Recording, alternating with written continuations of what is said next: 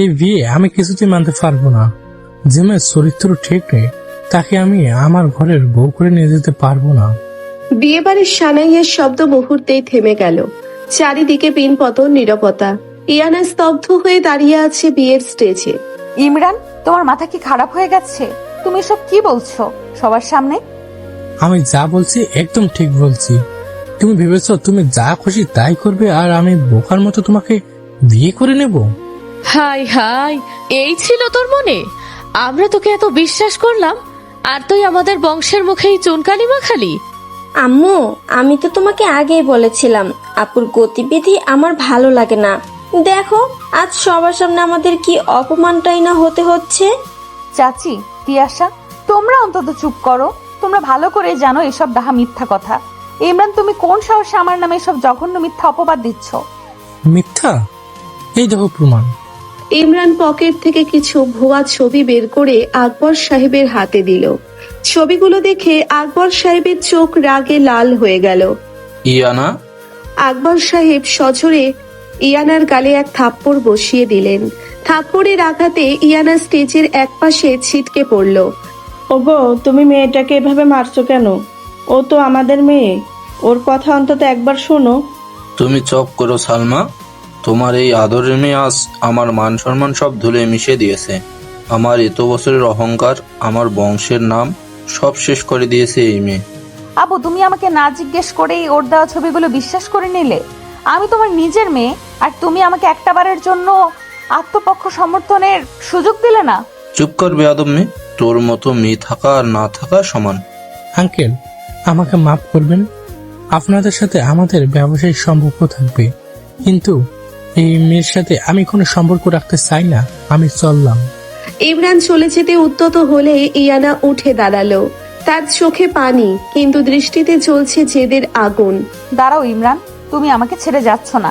আমি তোমাকে লাথি মেরে বের করে দিচ্ছি আমার জীবন থেকে। আর আব্বু, তুমি টাকার অহংকারে আর মিথ্যা সম্মানের মোহে নিজের মেয়েকে চিনতে পারলে না তো? ঠিক আছে, আজ আমি এমন কিছু করব যা তোমাদের এই ম্যাকি সম্মানকে মাটির সাথে মিশিয়ে দেবে। ইয়ানা রাগে কাঁপতে কাঁপতে স্টেজ থেকে নেমে এলো। সবার চোখ ইয়ানার দিকে। ইয়ানা সোজা গিয়ে দাঁড়ালো এক কোনায়। মাথা নিচু করে দাঁড়িয়ে থাকা 18 বছরের নিরীহ ছেলে নয়নের সামনে।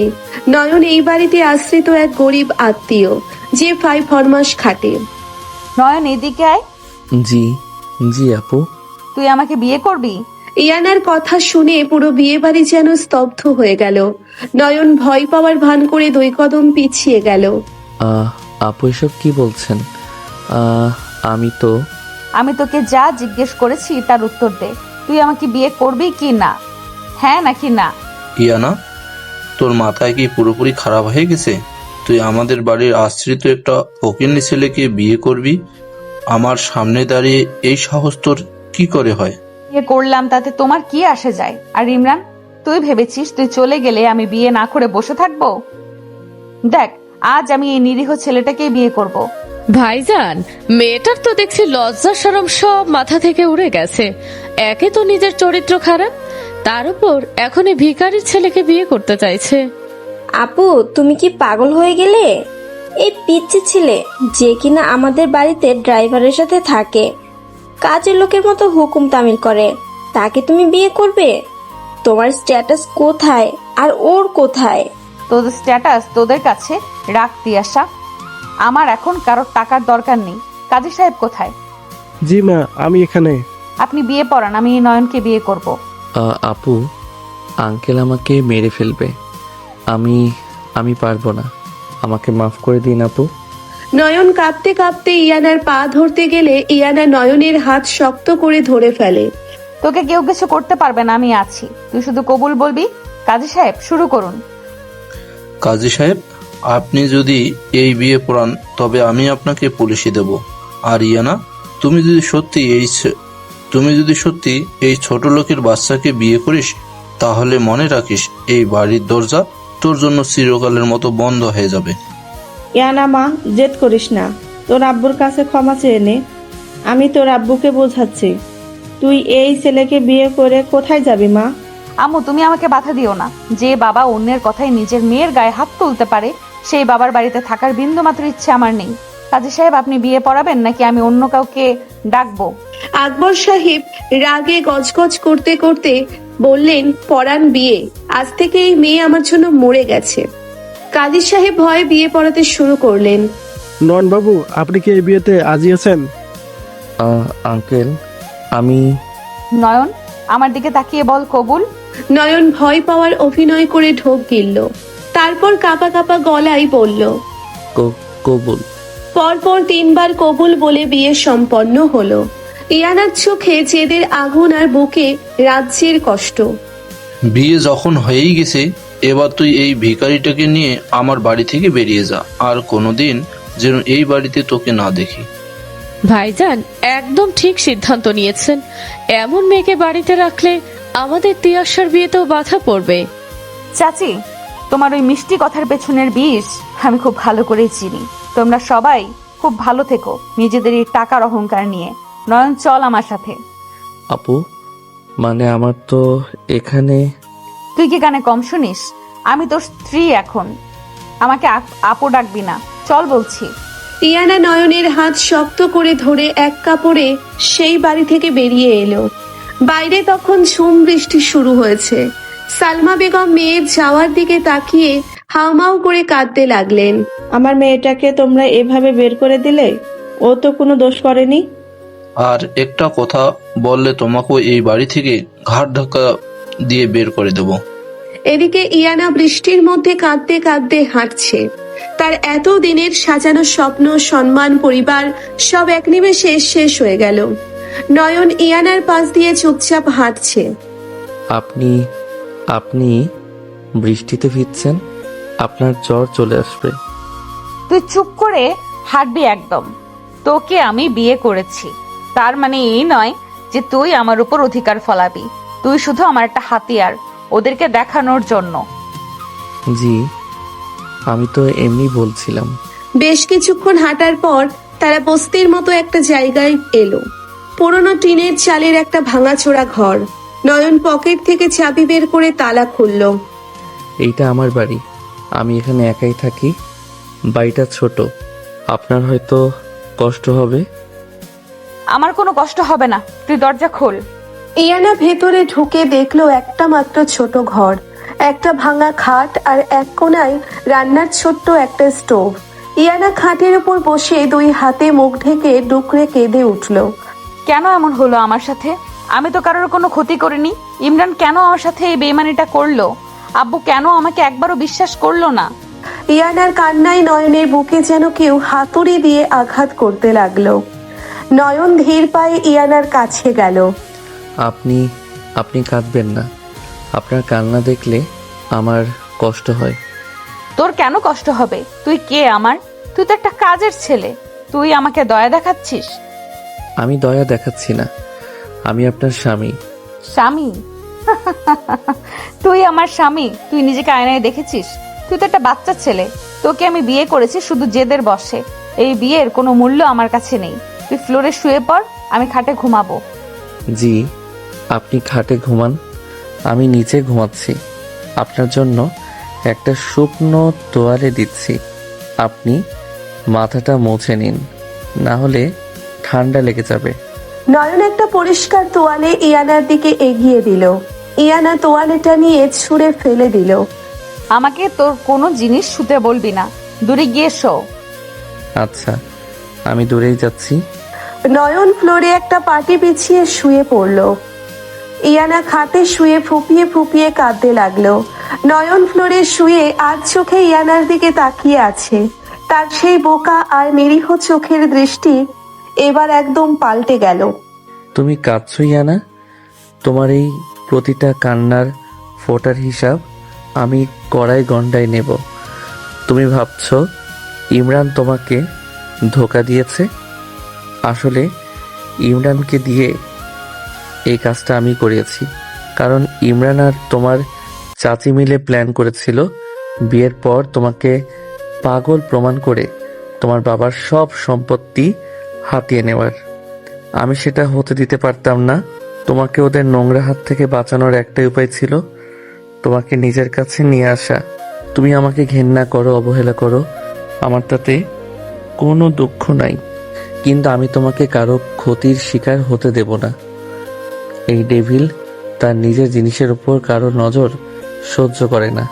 নয়ন আস্তে করে উঠে দাঁড়ালো। ইয়ানা ততক্ষণে ক্লান্ত হয়ে ঘুমিয়ে পড়েছে। নয়ন ইয়ানার কাছে গিয়ে তার ভিজে চুলগুলো খুব আলতো করে মুছে দিতে লাগলো। ইয়ানা ঘুমের ঘোরেই বলে উঠল, আমাকে ছুবে না, দূরে যাও। আমি তো সারা জীবন তোমার কাছেই থাকতে চাই ইয়ানা। নয়ন ইয়ানার গায়ে একটা কাঁথা জড়িয়ে দিয়ে নিঃশব্দে ঘর থেকে বেরিয়ে গেল। বাইরে গিয়ে সে পকেট থেকে তার দামি স্মার্টফোনটা বের করলো, যেটা সে এতক্ষণ লুকিয়ে রেখেছিল। একটা নাম্বারে কল দিল সে। হ্যালো বস, কাজ কি সম্পূর্ণ হয়েছে? হ্যাঁ কবির, আমার পাখি এখন আমার খাঁচায় একদম নিরাপদে। কিন্তু বস, ইমরান তো অনেক বেশি উড়ে যাচ্ছে, ওকে কি এবার মাটিতে নামাবো? এখনই না, ওকে একটু আনন্দ করতে দে। ও ভাবছে ও জিতে গেছে। কাল সকালে ওকে প্রথম ধাক্কাটা দিবি। ওর ফ্যাক্টরির যে ডিলটা হওয়ার কথা ছিল সেটা ক্যান্সেল করে দে। আর হ্যাঁ, ওর সব ব্যাংক অ্যাকাউন্ট ফ্রিজ করে দে। ও যেন বুঝতে পারে যে ও কার জিনিসের দিকে হাত বাড়িয়েছিল। ওকে বস। আর আপনার শ্বশুরবাড়ির কি খবর? ওই রুবিনা আর তিয়াশাকে তো আমি রাস্তায় নামাবো, তবে আস্তে আস্তে। খেলা তো সবে শুরু হলো। এখন তুই রাখ, আমার ইয়ানার হয়তো কিছু লাগতে পারে। নয়ন কল কেটে দিয়ে একটা শয়তানি হাসি দিল। নিরীহ চেহারার আড়ালে লুকিয়ে থাকা সেই ডেভিল হাসিতে যেন পুরো পৃথিবী ধ্বংস করার ক্ষমতা লুকিয়ে আছে। নয়ন ধীর পায়ে আবার ঘরে ফিরে এলো। ইয়ানা তখনও ঘুমাচ্ছে। নয়ন ফ্লোরে গিয়ে শুয়ে পড়ল। সকালে ইয়ানার ঘুম ভাঙলো একটা সুন্দর গন্ধে। সে চোখ খুলে দেখলো নয়ন স্টোভের কাছে দাঁড়িয়ে কিছু একটা রান্না করছে। এই, তুই কি করছিস ওখানে? আপু, মানে আপনার তো ক্ষুধা লেগেছে, তাই আমি একটু ডিম ভুনা আর ভাত রান্না করছি। আপনি ফ্রেশ হয়ে নিন। আমি তোর হাতের রান্না খাবো না, আমার ঘেন্না করে। ঘেন্না কেন করবে? আমি তো খুব পরিষ্কার করে রান্না করেছি। আপনি না খেয়ে থাকলে তো আপনার শরীর খারাপ করবে। তুই আমার শরীরে এত চিন্তা করছিস কেন? তুই আমাকে চিনিস আমি কে? আমি ইয়ানা। আমার এক কথায় 1000 জন আমার সেবা করতে দাঁড়িয়ে যাবে, আর তুই আমাকে এই ভাঙা ঘরে তোর হাতের ডিম ভুনা খেতে হবে? পরিস্থিতি সবসময় এক থাকে না। এখন আপনার কাছে কেউ নেই, আমি ছাড়া আপনার এই মুহূর্তে আর কোনো আপন মানুষ নেই। আপন মানুষ? তুই আমার আপন মানুষ? তুই তো একটা সুযোগ সন্ধানী। তুই সুযোগ বুঝে আমাকে বিয়ে করেছিস যাতে আমার বাবার টাকার ভাগ পাস। আমি তোদের মতো ছোট লোকদের খুব ভালো করেই চিনি। ইয়ানার কথায় নয়ন যেন থমকে গেল। তার বুকে খুব কষ্ট হলো, কিন্তু সে সেটা বাইরে প্রকাশ করলো না। সে শুধু মাথা নিচু করে রইল। আপনি আমাকে যা খুশি বলতে পারেন, কিন্তু দয়া করে খাবারটা খেয়ে নিন। আপনি কাল রাত থেকে কিছু খাননি। আমি খাবো না মানে খাবো না, তুই খাবারটা ফেলে দে। ইয়ানা জেদ করে জানালার দিকে মুখ ঘুরিয়ে বসে রইল। নয়ন একটা প্লেটে খাবার বেড়ে ইয়ানার সামনে নিয়ে এলো। আমি আপনাকে খাইয়ে দিচ্ছি, একটু খেয়ে নিন প্লিজ। তুই আবার আমার সামনে এসেছিস? তোকে না বললাম আমি খাবো না? ইয়ানা রাগের মাথায় নয়নের হাতের প্লেটটায় সজোরে ধাক্কা মারলো। প্লেটটা মাটিতে পড়ে সব খাবার নষ্ট হয়ে গেল। নয়ন চমকে পিছিয়ে গেল। ইয়ানা নিজেও একটু অবাক হলো নিজের এই কাজে, কিন্তু জেদ বজায় রাখলো। তোকে বলেছিলাম না আমার সামনে আসবি না? জি ঠিক আছে, আমি পরিষ্কার করে দিচ্ছি। নয়ন নীরবে মেঝের খাবারগুলো পরিষ্কার করতে লাগলো। তার চোখের কোণে পানি জমেছে, কিন্তু সে সেটা ইয়ানাকে বুঝতে দিল না। ইয়ানা আর চোখে নয়নের দিকে তাকিয়ে দেখলো ছেলেটার মুখটা কেমন ফ্যাকাশে হয়ে গেছে। ইয়ানার মনে একটু খারাপ লাগলেও সে কিছু বলল না। আমি বাইরে যাচ্ছি, আমার একটা কাজ আছে। আপনি ঘর থেকে বের হবেন না, এই জায়গাটা বেশি ভালো না। কেউ এলে দরজা খুলবেন না। তুই আমাকে জ্ঞান দিবি না। আমার যখন যা খুশি আমি তাই করব। তুই যাওয়ার হলে যা। আচ্ছা, আমি দুপুরের খাবার নিয়ে আসবো। নয়ন দরজা বাইরে থেকে আটকে দিয়ে চলে গেল। ইয়ানা একা ঘরে বসে হাঁপিয়ে উঠল। তার মনের ভেতর হাজারটা প্রশ্ন ঘুরপাক খাচ্ছে। কেন ইমরান তার সাথে এমন করলো? কেন তার বাবা তাকে একটা বারের জন্যেও বিশ্বাস করলো না? আর এই ছেলেটা, এই পিচ্ছি ছেলেটা কেন তার সব অপমান এত নীরবে সহ্য করছে?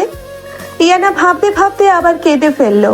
এদিকে নয়ন বস্তি থেকে বেরিয়ে সোজা একটা নামে গাড়িতে গিয়ে উঠলো। হাসিম নামের এক লোক গাড়ি চালাচ্ছিল। বস, আপনি এভাবে ভাঙ্গা ঘরে থাকবেন? আপনি চাইলে তো ম্যাডামকে আসল প্রদেশে নিয়ে আসতে পারেন। না হাসেম, ইয়ানা এখন মানসিকভাবে অনেক ভেঙে আছে। ওকে এখন সত্যিটা বললে ও বিশ্বাস করবে না। ও ভাববে আমি ওকে কিনে নিতে চাইছি। ওকে আগে আমার এই গরিব রূপের প্রতি বিশ্বাস আনতে হবে।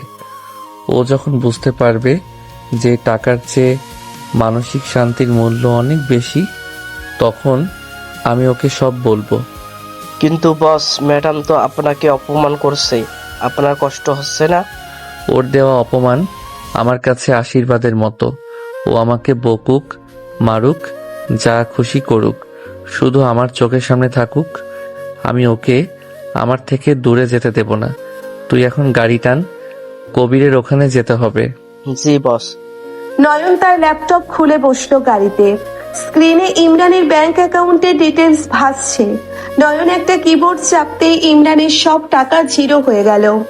নয়নের ঠোঁটে আবার সেই ভয়ঙ্কর ডেভিল হাসি ফুটে উঠল। ইমরান, তুই আমার ইয়ানাকে কাঁদিয়েছিস, এবার তোর কাদার পালা।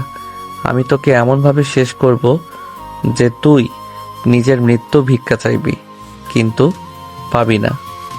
দুপুর গড়িয়ে বিকেল হয়ে গেছে। ইয়ানা একা সেই ভাঙা ঘরে বসে আছে। খিদায় তার পেট জ্বলছে, কিন্তু জেদের কারণে সে একটুও কাঁদছে না। হঠাৎ দরজায় কড়া নাড়ার শব্দ হলো। ইয়ানা চোখ মুছে দরজার দিকে তাকালো। ইয়ানা, মানে দরজাটা একটু খুলবেন? আমি নয়ন। আমি তোকে বলেছিলাম না আমার চোখের সামনে আর আসবি না? তুই আবার ফিরে এসেছিস কেন? আমি তো আপনার স্বামী। আমি আপনাকে একা রেখে কোথায় যাব? দরজাটা খুলুন, আমি আপনার জন্য খাবার এনেছি। আমার তোর আনা ভিখারির খাবার খাওয়ার কোনো শখ নেই, তুই যা এখান থেকে। নয়ন কিছুক্ষণ চুপ করে দাঁড়িয়ে রইল দরজার ওপাশে। তারপর খুব শান্ত গলায় বলল, আপনি যদি দরজা না খোলেন, আমি কিন্তু এই দরজার সামনেই বসে থাকব। বৃষ্টি আসার সম্ভাবনা আছে, আমি বৃষ্টিতে ভিজব, কিন্তু কোথাও যাব না। তুই আমাকে ইমোশনাল ব্ল্যাকমেল করছিস? তোর তো দেখি সাহস কম না। ইয়ানা রাগে গজগজ করতে গিয়ে দরজা খুলে দিল। নয়ন হাতে একটা টিফিন ক্যারিয়ার নিয়ে দাঁড়িয়ে আছে। নয়নের চোখে মুখে একটা অদ্ভুত মায়া, যা ইয়ানাকে এক মুহূর্তের জন্য থমকে দিল, কিন্তু পরক্ষণেই সে নিজেকে সামলে নিল। ভেতরে আয়, আর শোন, আমাকে একদম বউয়ের মতো ট্রিট করার চেষ্টা করবি না। তুই আমার বাবার বাড়িতে যেমন আশ্রিত ছিলি, এখানেও তুই আমার কাজের ছেলেই থাকবি, বুঝেছিস? জি, বুঝেছি।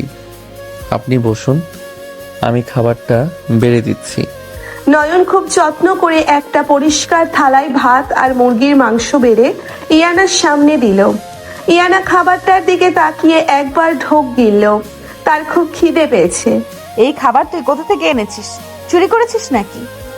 না, মানে আমি তো একটা পার্ট টাইম জব করি, সেখান থেকে কিছু টাকা অ্যাডভান্স নিয়ে একটা ভালো হোটেল থেকে আপনার জন্য কিনে এনেছি। আপনি খেয়ে নিন। আর তুই তুই খেয়েছিস? জি, আমি খেয়েছি। আপনি আমার চিন্তা করবেন না। ইয়ানা আর কথা না বাড়িয়ে খেতে শুরু করলো। সত্যি বলতে খাবারটা তার কাছে অমৃতের মতো লাগছিল। নয়ন ফ্লোরে বসে এক দৃষ্টিতে ইয়ানার খাওয়া দেখছে। তার চোখের দৃষ্টিতে লুকিয়ে আছে এক গভীর সমুদ্রের মতো ভালোবাসা। ওই, তুই এইভাবে ড্যাব ড্যাব করে তাকিয়ে আছিস কেন? আমি কি চিড়িয়াখানার জন্তু নাকি? না, মানে আপনাকে খুব সুন্দর লাগছিল তো, তাই দেখছিলাম। Shut up! একদম এসব ফালতু কথা বলবি না। তোর বয়স কত? 18 আর আমার 26। তুই আমার ছোট ভাইয়ের বয়সের। আমাকে এইসব সস্তা লাইন মারার চেষ্টা করবি না। স্বামী তো বয়সে ছোট হতে পারে, তাই না? আর আমি আপনাকে সম্মান করি। আপনি আমার স্ত্রী। তোর মতো একটা পিচ্চি ছেলেকে আমি স্বামী মানবো? এই বিয়েটা জাস্ট একটা ডিল ছিল আমার বাবা আর ওই বেঈমান ইমরানকে দেখানোর জন্য। কাল থেকে আমি আমার কলেজে যাব। আমি লেকচারার, আমার নিজের একটা পরিচয় আছে। তোর ওই 2 টাকার রোজগারে আমার চলতে হবে না। আপনি যা ভালো বোঝেন তাই করবেন, আমি আপনাকে কখনো বাধা দেব না। পরের দিন সকাল ইয়ানা রেডি হয়ে তার কলেজের দিকে রওনা দিল। নয়ন দূর থেকে তাকে অনুসরণ করতে লাগলো, ঠিক একজন পাহারাদারের মতো। কলেজে ঢোকার মুখে ইয়ানার সহকর্মী আরমান এগিয়ে এলো। ইয়ানা, তুই কলেজে এসেছিস? আমি তো ভাবলাম কালকের ওই ইনসিডেন্টের পর তুমি হয়তো। আরমান, আমার পার্সোনাল লাইফের সাথে প্রফেশনাল লাইফকে আমি কখনো মেলাই না। আমি ঠিক আছি। ইয়ানা, আমি তোমায় অনেক আগে থেকে পছন্দ করি, তুমি জানো না সেটা? ইমরান যা করছে তা জঘন্য। আর তুমি রাগের মাথায় ওই বাচ্চা ছেলেটাকে কেন বিয়ে করতে গেলে? তুমি চাইলে এখনো আমাকে। আরমান, লিমিট ক্রস করো না। আমি বিবাহিত, আর আমার স্বামী বাচ্চা নাকি বুড়ো সেটা নিয়ে তোমার মাথা না ঘামালেও চলবে। আরমান ইয়ানার হাত ধরার চেষ্টা করলো। ইয়ানা হাতটা ঝটকা দিয়ে সরিয়ে নিল। একটু দূরে দাঁড়িয়ে নয়ন এই দৃশ্যটা দেখছিল। নয়নের চোখের মনি স্থির হয়ে গেল, চোয়াল শক্ত হয়ে উঠল। পকেট থেকে ফোন বের করে সে একটা মেসেজ টাইপ করলো। আরমান, তুই ইয়ানার গায়ে হাত দেওয়ার সাহস করলি? তোকে তো আমি কলেজের ত্রিসীমানায় আর দেখতে চাই না। নয়ন তার ডান হাত হাসেমকে মেসেজ দিল। ঠিক 5 মিনিট পর আরমানের ফোনে একটা কল এলো। হ্যালো, কি বলছেন আপনি? আমার সব রিসার্চ পেপার ক্যান্সেল হয়ে গেছে আর আমাকে ডিপার্টমেন্ট থেকে 1 মাসের জন্য সাসপেন্ড করা হয়েছে। কিন্তু কেন? Hello hello. আরমান মাথায় হাত দিয়ে বসে পড়ল। ইয়ানা অবাক হয়ে আরমানের দিকে তাকালো, কিন্তু কিছু না বলে ক্লাসের দিকে চলে গেল। নয়ন একটা তৃপ্তির হাসি হেসে কলেজের বাইরে এসে দাঁড়ালো। ঠিক তখনই একটা দামি গাড়ি এসে কলেজের গেটে থামলো। গাড়ি থেকে নামলো তিয়াশা আর তার প্রেমিক ফাহাদ। আরে ফাহাদ, দেখো দেখো, এই তো আপু সেই পিচ্ছি বরটা দাঁড়িয়ে আছে।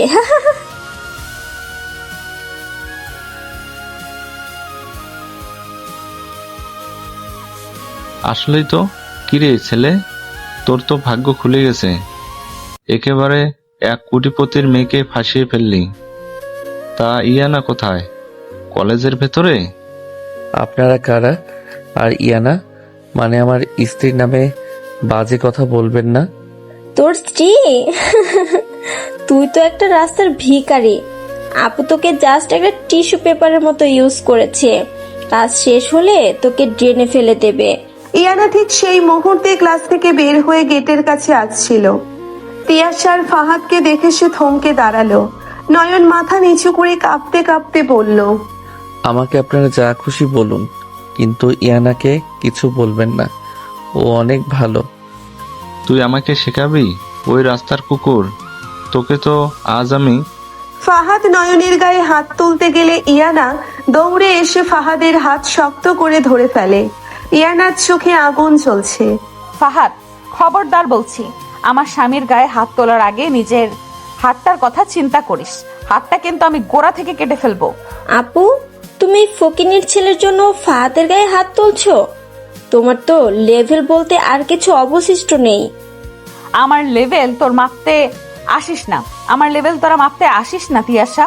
তোরা যে নোংরা খেলা খেলেছিস না আমার সাথে, তার জবাব আমি দেব। আর হ্যাঁ, আমার স্বামী ভিখারি হতে পারে, ছোট হতে পারে, কিন্তু তোদের ওই বেঈমান ইমরানের চেয়ে 1000 গুণে ভালো। অন্তত সে আমাকে রাস্তায় অপমান করছে না। খুব তো বড় বড় কথা বলছো ইয়ানা। কালকে যখন তোমার বাবা তোমাকে নিগাল ত্যায্যপুত্র করবে আর তোমার সব ব্যাংক অ্যাকাউন্ট ব্লক করে দিবে, তখন ওই পিচ্ছি ছেলেকে নিয়ে রাস্তায় রাস্তায় ভিক্ষা করতে হবে। ইয়ানা একটু দমে গেল, কিন্তু বাইরে প্রকাশ করলো না। নয়ন চুপচাপ সব দেখছিল। ফাহাদ আর তিয়াশা হাসতে হাসতে চলে যাওয়ার জন্য গাড়িতে উঠতে যাবে, ঠিক তখনই ফাহাদের ফোনে একটা কল এলো। হ্যালো, কি বলছিস? আমাদের কাস্টমসে আটকে থাকা ওই 50 কোটি কনসাইনমেন্ট সিল হয়ে গেছে? মানে কি? কিভাবে হলো? ফাহাদের মুখটা মুহূর্তের মধ্যে ফ্যাকাশে হয়ে গেল। সে কাঁপা কাঁপা হাতে ফোনটা পকেটে রাখলো। তিয়াশা অবাক হয়ে জিজ্ঞেস করলো, ফাহাদ, কি হয়েছে? তুমি ঘামছো কেন? আমার বাবার কোম্পানি শেষ দিয়েশা। আমাদের সব কনসাইনমেন্ট সিজ হয়ে গেছে। কে বা কারা আমাদের বিরুদ্ধে পুলিশের সব গোপন ডকুমেন্ট লিঙ্ক করে দিয়েছে।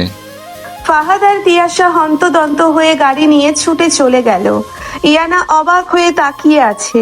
নয়ন পেছন থেকে খুব নিরীহ গলায় বলল, আল্লাহ বিচার করে দিয়েছেন ইয়ানা, যারা অন্যের ক্ষতি চায় তাদের নিজেদেরই ক্ষতি হয়। তুই চুপ কর, এত ফিলোসফি ছাড়তে হবে না। চল বাড়ি চল, আমার মাথা ধরেছে প্রচন্ড। দুজনে বস্তির সেই ভাঙা ঘরে ফিরে এলো। ইয়ানা এসেই বিছানায় এলিয়ে পড়ল। তার খুব ক্লান্তি লাগছে। হঠাৎ দরজায় কড়া নাড়ল কেউ। নয়ন গিয়ে দরজা খুলতেই দেখলো তার ভার্সিটির বন্ধু জেরিন দাঁড়িয়ে আছে। জেরিনের হাতে একটা টিফিন বক্স আর কিছু বই। নয়ন, তুই ভার্সিটিতে যাসনি কেন আজ? আমি তোর জন্য এই নোটসগুলো আর খাবার নিয়ে এলাম। জেরিন, তুই এখানে কেন এসেছিস? এই জায়গাটা তো ভালো না। কেন আসতে পারি না? তুই আমার বেস্ট ফ্রেন্ড না? আর আমি তোকে ছেড়ে ক্লাসে বোর হচ্ছিলাম। জেরিন কথাগুলো বলতে বলতে নয়নের কাঁধে হাত রাখলো। ইয়ানা বিছানা থেকে উঠে বসলো। তার বুকের ভেতরটা হঠাৎ করেই ধক করে উঠলো। একটা তীব্র ঈর্ষা, একটা অজানা রাগ তার মাথা চড়ে বসলো। সে গদগদ করে হেঁটে দরজার কাছে গেল। এক্সকিউজ মি, আপনি কে? আর ওর গায়ে হাত দিয়ে কথা বলছেন কেন? আপনি কে? আমি তো নয়নের ফ্রেন্ড। আমি কে সেটা ওর মুখ থেকেই শুনুন। নয়ন বল ওকে আমি কে। জেরিন, ইনি ইয়ানা, আমার স্ত্রী। হোয়াট? স্ত্রী? তুই বিয়ে করেছিস? আর এ আন্টিকে? তুই তো একটা বাচ্চা ছেলে নয়ন। আন্টির শব্দটা শুনে ইয়ানার মাথায় রক্ত উঠে গেল। সে জেরিনের হাত থেকে টিফিন বক্সটা কেড়ে নিয়ে সোজা বাইরে ছুঁড়ে ফেলে দিল। Just shut up you stupid girl. আমি আন্টি নাকি ওর দিদিমা সেটা তোর দেখার বিষয় না। ও আমার স্বামী, ওর ভালো মন্দ ওর পড়াশোনা সব আমি দেখব। তোর কোনো দরকার নেই ওর খোঁজ নেওয়ার। আর নেক্সট টাইম যদি ওকে তুই টাচ করেছিস আমি তোর হাত ভেঙে দেব। Get lost. তুই তো একটা সাইকো মহিলা। নয়ন, তুই কিভাবে থাকিস এর সাথে? আমি যাচ্ছি। জেরিন রাগে গজগজ করতে করতে চলে গেল। ইয়ানা জোরে দরজাটা বন্ধ করে দিয়ে হাঁপাতে লাগলো। তার বুকটা দ্রুত ওঠানামা করছে। নয়ন অবাক হওয়ার ভান করে ইয়ানার দিকে তাকিয়ে আছে, কিন্তু তার বুকের ভেতর খুশির বন্যা বয়ে যাচ্ছে। আপনি আপনি ওভাবে ওকে অপমান করে তাড়িয়ে দিলেন কেন?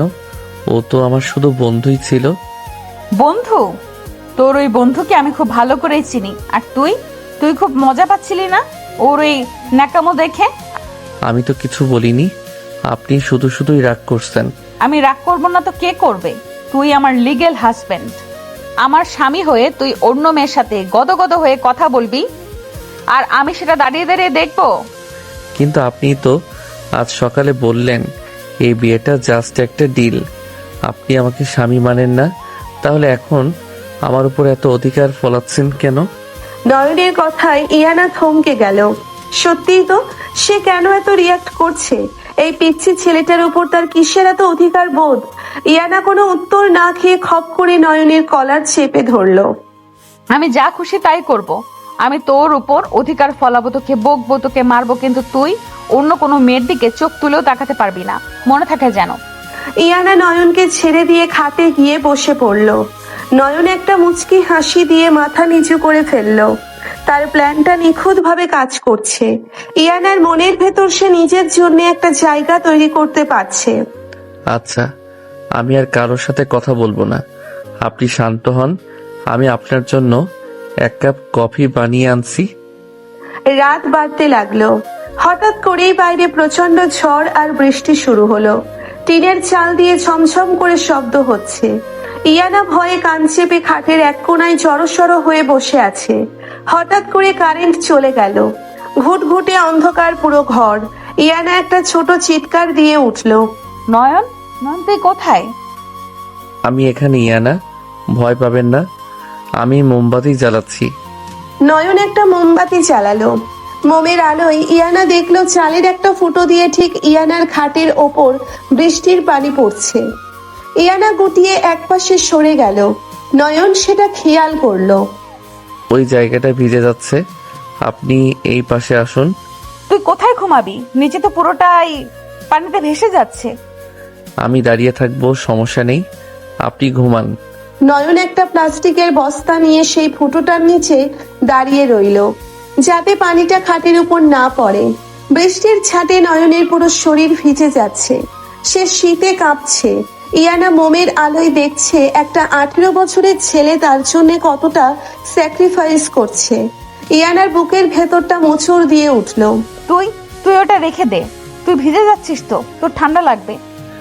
আমার কিছু হবে না ইয়ানা, আপনি আরামে ঘুমান।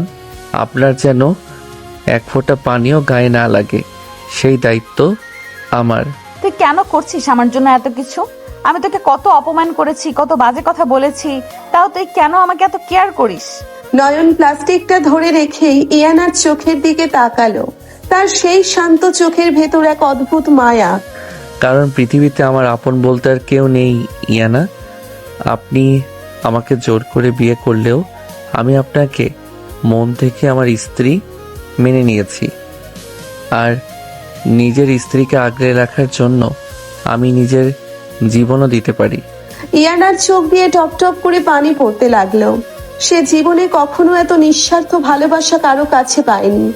বাবা, মা, ইমরান সবাই তাকে শুধু টাকার পাল্লায় মেপেছে, আর এই ভিখারি ছেলেটা তার জন্য নিজের শরীর ভিজিয়ে তাকে পাহারা দিচ্ছে। ইয়ানার ভেতরের পাথরটা যেন আস্তে আস্তে গলতে শুরু করলো। নয়ন, তুই পাগল, আস্ত একটা পাগল। ইয়ানা আর কিছু বলতে পারলো না, শুধু ডুকরে কেঁদে উঠল। নয়ন নীরবে দাঁড়িয়ে রইল, আর ডেভিল রূপ আজ সম্পূর্ণ হার মেনেছে এই নিরীহ ভালোবাসার কাছে। সে মনে মনে শপথ নিল ইয়ানার এই চোখের পানির বদলা সে রুবিনা আর ইমরানের রক্তের বিনিময়ে নেবে। তুমি শুধু দেখতে থাকো ইয়ানা, কাল সকালের সূর্য তোমার শত্রুদের জন্য এক ভয়ঙ্কর অন্ধকার নিয়ে উঠবে। এই ডেভিল তার ভালোবাসার মানুষের অপমানের প্রতিশোধ কিভাবে নেয় সেটা পুরো শহর দেখবে। সারা রাত নয়ন ভিজে ভিজে ইয়ানাকে বৃষ্টি থেকে বাঁচালো। ভোরের দিকে বৃষ্টি থামলে নয়ন ফ্লোরেই বসে পড়ল। তার শরীর জ্বরে পড়ে যাচ্ছে। ইয়ানা ঘুম থেকে উঠে দেখলো নয়ন ফ্লোরে অচেতন হয়ে পড়ে আছে। নয়ন, নয়ন, কি হয়েছে তোর? ইয়ানা দৌড়ে গিয়ে নয়নের গায়ে হাত দিতেই চমকে উঠল। নয়নের গা জ্বরে একেবারে পুড়ে যাচ্ছে। ইয়ানার বুকের ভেতর একটা তীব্র ভয় কাজ করতে লাগলো। সে নয়নের মাথাটা নিজের কোলে তুলে নিল। আল্লাহ, এত জ্বর! নয়ন, চোখ খোল প্লিজ, আমি ডাক্তার ডাকছি। ইয়ানার চোখের পানি নয়নের কপালের ওপর গড়িয়ে পড়ল। যে মেয়েটা কাল পর্যন্ত নয়নকে ঘেন্না করত, আজ সেই মেয়েটার বুকেই নয়নের জন্য এক আকাশ সমান ব্যাকুলতা। ভাঙা ঘরের নিস্তব্ধতা ভেঙে শুধু বৃষ্টির রিমঝিম শব্দ আর ইয়ানার ফোপিয়ে কান্নার আওয়াজ শোনা যাচ্ছে। ফ্লোরে নয়ন অচেতন হয়ে পড়ে আছে, তার শরীর জ্বরে যেন আগুনের মতো পুড়ছে। ইয়ানা নিজের কোলে নয়নের মাথাটা নিয়ে পাগলের মতো ডাকছে, নয়ন, নয়ন, চোখ খোল। এই পাগল ছেলে, চোখ খোল বলছি। তুই এভাবে পড়ে আছিস কেন? ইয়ানার হাত কাঁপছে। যে মেয়েটা কাল পর্যন্ত নয়নকে ছুতে ঘেন্না করেছে, আজ সেই মেয়েটার হাত নয়নের কপাল থেকে সরছে না। নয়নের শ্বাস প্রশ্বাস স্রোত বইছে। ইয়ানা বুঝতে পারছে না সে কি করবে। আল্লাহ, আমি এখন কি করব? এই বস্তির মধ্যে আমি ডাক্তার কোথায় পাবো? আমার কাছে তো একটা কানাকড়িও নেই। ইয়ানা হুড়মুড় করে উঠে দাঁড়ালো। এক মগ পানি আর নিজের ওড়নাটা ভিজিয়ে নয়নের পাশে বসে পড়ল। নিজের গায়ের ওড়না দিয়ে সে নয়নের মাথা মুছিয়ে দিতে লাগলো। নয়নের চোখ জোড়া শক্ত করে বন্ধ। তুই কেন এমন করলি? কেন সারা রাত ওই বৃষ্টির ছাটের মধ্যে দাঁড়িয়ে থাকলি? আমি কি তোকে বলেছিলাম আমার জন্য এত দরদ দেখাতে? আমি তো তোকে কাল কত অপমান করেছি, খাট ধাক্কা দিয়ে বের করে দিতে চেয়েছি। তুই কেন আমাকে এত কেয়ার করতে গেলে? তুই জানিস না আমাকে যারা ভালোবাসে তারা সবাই শেষ পর্যন্ত কষ্ট পায়? ইয়ানার চোখের পানি টপ টপ করে নয়নের গালে পড়ছে। নয়ন জ্বরের ঘোরে বিড়বিড় করে কিছু একটা বলার চেষ্টা করলো। ইয়ানা কান পেতে শোনার চেষ্টা করলো। মা গো, আমাকে একা রেখে যেও না, আমার খুব ভয় করে অন্ধকারে। নয়নের এই ভাঙা ভাঙা কথাগুলো ইয়ানার বুকের ভেতর যেন তীরের মতো বিঁধল। 18 বছরের একটি ছেলে, যার এই বয়সে বই খাতা নিয়ে ভার্সিটিতে হাসি মুখে থাকার কথা, সে কিনা জ্বরের ঘোরে মায়ের জন্য ডুকরে কাঁদছে। নয়ন, আমি আছি তো, আমি কোথাও যাব না। তুই চুপ কর, আমি তোর জন্য ওষুধ নিয়ে আসছি। ইয়ানা বুঝতে পারলো এভাবে শুধু জলপট্টি দিয়ে জ্বর কমবে না। সে দ্রুত নিজের ব্যাগটা হাতড়ালো, কিন্তু তার ডেবিট কার্ড, ক্রেডিট কার্ড সবকিছু তার বাবা কাল রাতেই ব্লক করে দিয়েছে। ক্যাশ টাকা একটাও নেই। ইয়ানা নিজেকে পৃথিবীর সবচেয়ে অসহায় মানুষ মনে করতে লাগলো। হঠাৎ তার হাত গেল নিজের গলার সোনার চেইনটার দিকে। এটা তার মায়ের দেওয়া শেষ স্মৃতি। আমার মায়ের দেওয়া স্মৃতি, কিন্তু এই মুহূর্তে নয়নের জীবনের চেয়ে এটা বড় নয়। এই ছেলেটা আমার জন্য নিজের জীবন বাজি রেখেছে, আর আমি সামান্য একটা চেইনের মায়া করব? ইয়ানা চেইনটা গলা থেকে ছিঁড়ে নিল। বাইরে তখনও টিপ টিপ বৃষ্টি পড়ছে। ইয়ানা নয়নের মাথায় আরেকবার ভালো করে জলপট্টি দিয়ে ঘর থেকে দৌড়ে বের হলো। কাদামাখা রাস্তা পার হয়ে সে বস্তির বাইরের একটা ওষুধের দোকানে গিয়ে দাঁড়ালো। ভাই ভাই, আমাকে কিছু জ্বরের হাই পাওয়ারের ওষুধ দিন তো, খুব এমার্জেন্সি। ম্যাডাম, ডাক্তার দেখাইছেন? প্রেসক্রিপশন ছাড়া তো ওষুধ দেওয়া যাবে না। আর আপনি তো এই এলাকার না মনে হয়। আমার স্বামীর প্রচন্ড জ্বর, সে অজ্ঞান হয়ে আছে। প্লিজ ভাইয়া, আপনি আমাকে কয়েকটা ভালো ওষুধ দিন, আমি আপনাকে অনেক টাকা দেব। টাকা তো দেবেন, কিন্তু প্রেসক্রিপশন? বললাম তো আমার স্বামী মরে যাচ্ছে, আপনি কি বাংলা কথা বোঝেন না? আমার কাছে এখন টাকা নেই। এই সোনার চেনটা রাখুন, এর দাম 50,000 টাকার উপরে, আপনি ওষুধ দিন। দোকানদার অবাক হয়ে ইয়ানার দিকে তাকালো। এত দামি পোশাক পরে একটা মেয়ে কাদায় মাখামাখি হয়ে একটা সস্তা ওষুধের দোকানে সোনার চেইন বন্ধক রাখছে। ম্যাডাম শান্ত হন, আমি ওষুধ দিচ্ছি, কিন্তু এত দামি জিনিস আমি রাখতে পারবো না। আপনি ওষুধ নিয়ে যান, পরে টাকা দিয়ে যান। না, আমি কারোর দয়া নেইনি, আপনি এটা রাখুন। আমি ইনায়া, মানে আমি কারোর কাছে হাত পাতি না। ইয়ানা জেদ করে চেইনটা কাউন্টারে ফেলে ওষুধ নিয়ে দৌড়ে বাড়ির দিকে ছুটলো। তার নিজেরও যে বৃষ্টিতে ভিজে শীত করছে, সেদিকে তার কোনো ভ্রুক্ষেপ নেই। ঘরে ফিরে সে দেখলো নয়ন ফ্লোরেই কুকুরে শুয়ে কাঁপছে। নয়ন, আমি এসে গেছি, এই দেখ ওষুধ এনেছি, তুই একটু উঠে বস। ইয়ানা অনেক কষ্টে নয়নকে টেনে তুলে খাটের সাথে হেলান দিয়ে বসালো। এক গ্লাস পানি নিয়ে নয়নের মুখের কাছে ধরলো। ইয়ানা, আপনি ভিজে গেছেন, আপনার ঠান্ডা লাগবে তো। তুই একদম কথা বলবি না, মুখ খোল, ওষুধটা খা চুপচাপ। ইয়ানা নিজের হাতে নয়নকে ওষুধ খাইয়ে দিল। তারপর গায়ের সব জোর দিয়ে নয়নকে টেনে খাটের ওপর শুইয়ে দিল। নয়নের ভেজা শার্টটা খুলে দিয়ে নিজের একটা শুকনো চাদর দিয়ে তাকে ভালোভাবে ঢেকে দিল। আমাকে আমাকে একা ফেলে যাবেন না ইয়ানা, আমার খুব ভয় করে। সবাই আমাকে ছেড়ে চলে যায়। কেউ তোকে ছেড়ে যাবে না, তুই ঘুমা, আমি এখানেই আছি। ইয়ানা খাটের একপাশে বসে নয়নের মাথাটা নিজের বুকের কাছে টেনে নিল। নয়ন জ্বরের ঘরে ইয়ানার পেটের কাছে মুখ গুজে ছোট্ট বাচ্চার মতো গুটিসুটি মেরে শুয়ে রইল। ইয়ানা আলতো হাতে নয়নের চুলে বিলি কেটে দিতে লাগলো। তার দুই চোখ বেয়ে অঝরে পানি পড়ছে। তুই কেন এত ভালো রে নয়ন? আমি তো সারা জীবন শুধু টাকার পেছনে ছুটেছি, অহংকার করেছি নিজের স্ট্যাটাস নিয়ে। আমার বাবা আমাকে টাকার মেশিন ছাড়ার কিছুই ভাবেনি। ইমরান আমাকে একটা প্রজেক্টের বেশি কিছু মনে করেনি। আর তুই এই ভাঙা ঘরে আমাকে রানীর মতো রাখতে চাস। তোর এই বোকা ভালোবাসার যোগ্য কি আমি? ইয়ানার কান্নায় নয়নের কপাল ভিজে যাচ্ছে। নয়ন জ্বরের ঘোরেই ইয়ানার একটা হাত শক্ত করে চেপে ধরলো, যেন কোনো মতে সে ইয়ানাকে হারাতে চায় না। আমি আপনাকে অনেক ভালোবাসি ইয়ানা, অনেক আগে থেকে। তুই কি বলছিস এইসব? তুই তো আমাকে চিনিসই না। চিনি, আমি আপনাকে রোজ দেখতাম কলেজের বারান্দায়।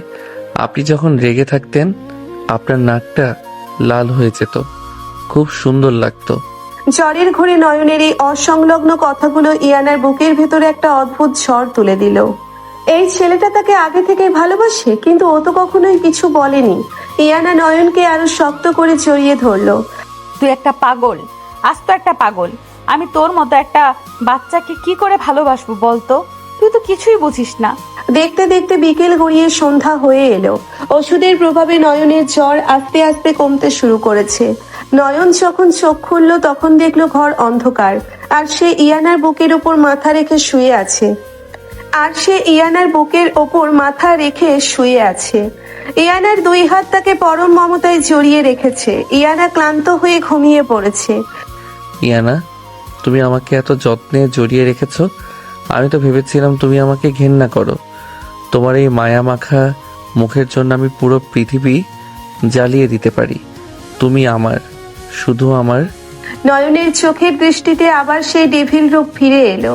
সে খুব সাবধানে ইয়ানাকে বিছানায় শুইয়ে দিয়ে নিজে উঠে দাঁড়ালো। তার শরীর এখনো দুর্বল, কিন্তু চোখের আগুনটা ভয়ঙ্কর। সে প্যান্টের পকেট থেকে ফোন বের করলো। 10টা মিসড কল। হ্যালো কবির, বল। বস, আপনার গলা এমন শুনেছি কেন? আপনি কি অসুস্থ? আমার কথা বাদ দে, ইমরানের কি খবর সেটা বল। বস, আপনি যেমনটা বলেছিলেন আমি ঠিক তেমনটা করেছি। ইমরানের কোম্পানির সব শেয়ার আমি হ্যাক করে ট্র্যাপ করে দিয়েছি। ওর ফ্যাক্টরিতে এখন লেবাররা স্ট্রাইক করেছে বেতনের জন্য। ও এখন পুরো রাস্তায় বসে গেছে। ও পাগলের মতো ব্যাংকে দৌড়াচ্ছে।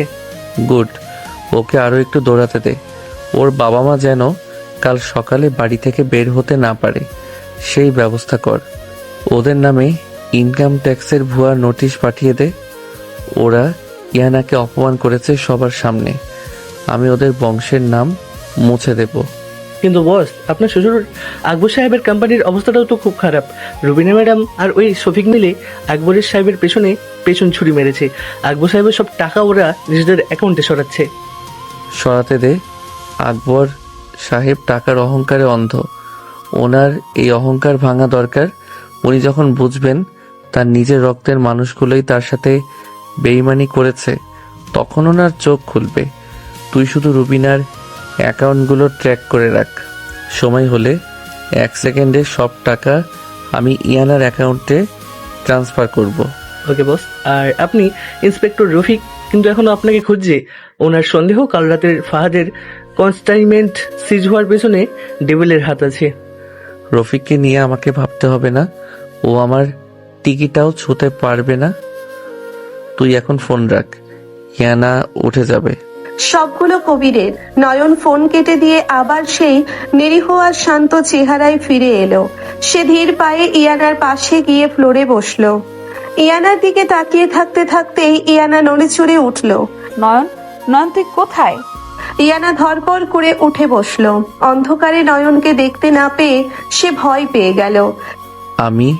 আমি এখানে ফ্লোরে বসে আছি ইয়ানা। তুই ফ্লোরে কি করছিস? তোর না জ্বর? আমি তোকে খাটে শুয়ে দিলাম না? তুই এবার ফ্লোরে কেন গেলি? আমি তো এখন ঠিক আছি, জ্বর কমে গেছে। আর আমি খাটে আপনার পাশে শুয়ে থাকলে আপনি যদি রাগ করেন। ইয়ানা খাট থেকে নেমে ধপ করে ফ্লোরে নয়নের সামনে বসলো। অন্ধকারে নয়নের মুখটা সে 2 হাত দিয়ে চেপে ধরলো। আমি তোকে বলেছিলাম না আমার সামনে ফালতু কথা বলবি না? তুই আমাকে না জিজ্ঞেস করে খাট থেকে কেন নামলি? আমার তৃষ্ণা পেয়েছিল, তাই পানি খেতে চাইলে আমাকে ডাকতে পারতি। তোর কিছু হয়ে গেলে আমি কি করতাম? তুই মরে গেলে আমি তো বিধবা হতাম, তাই না?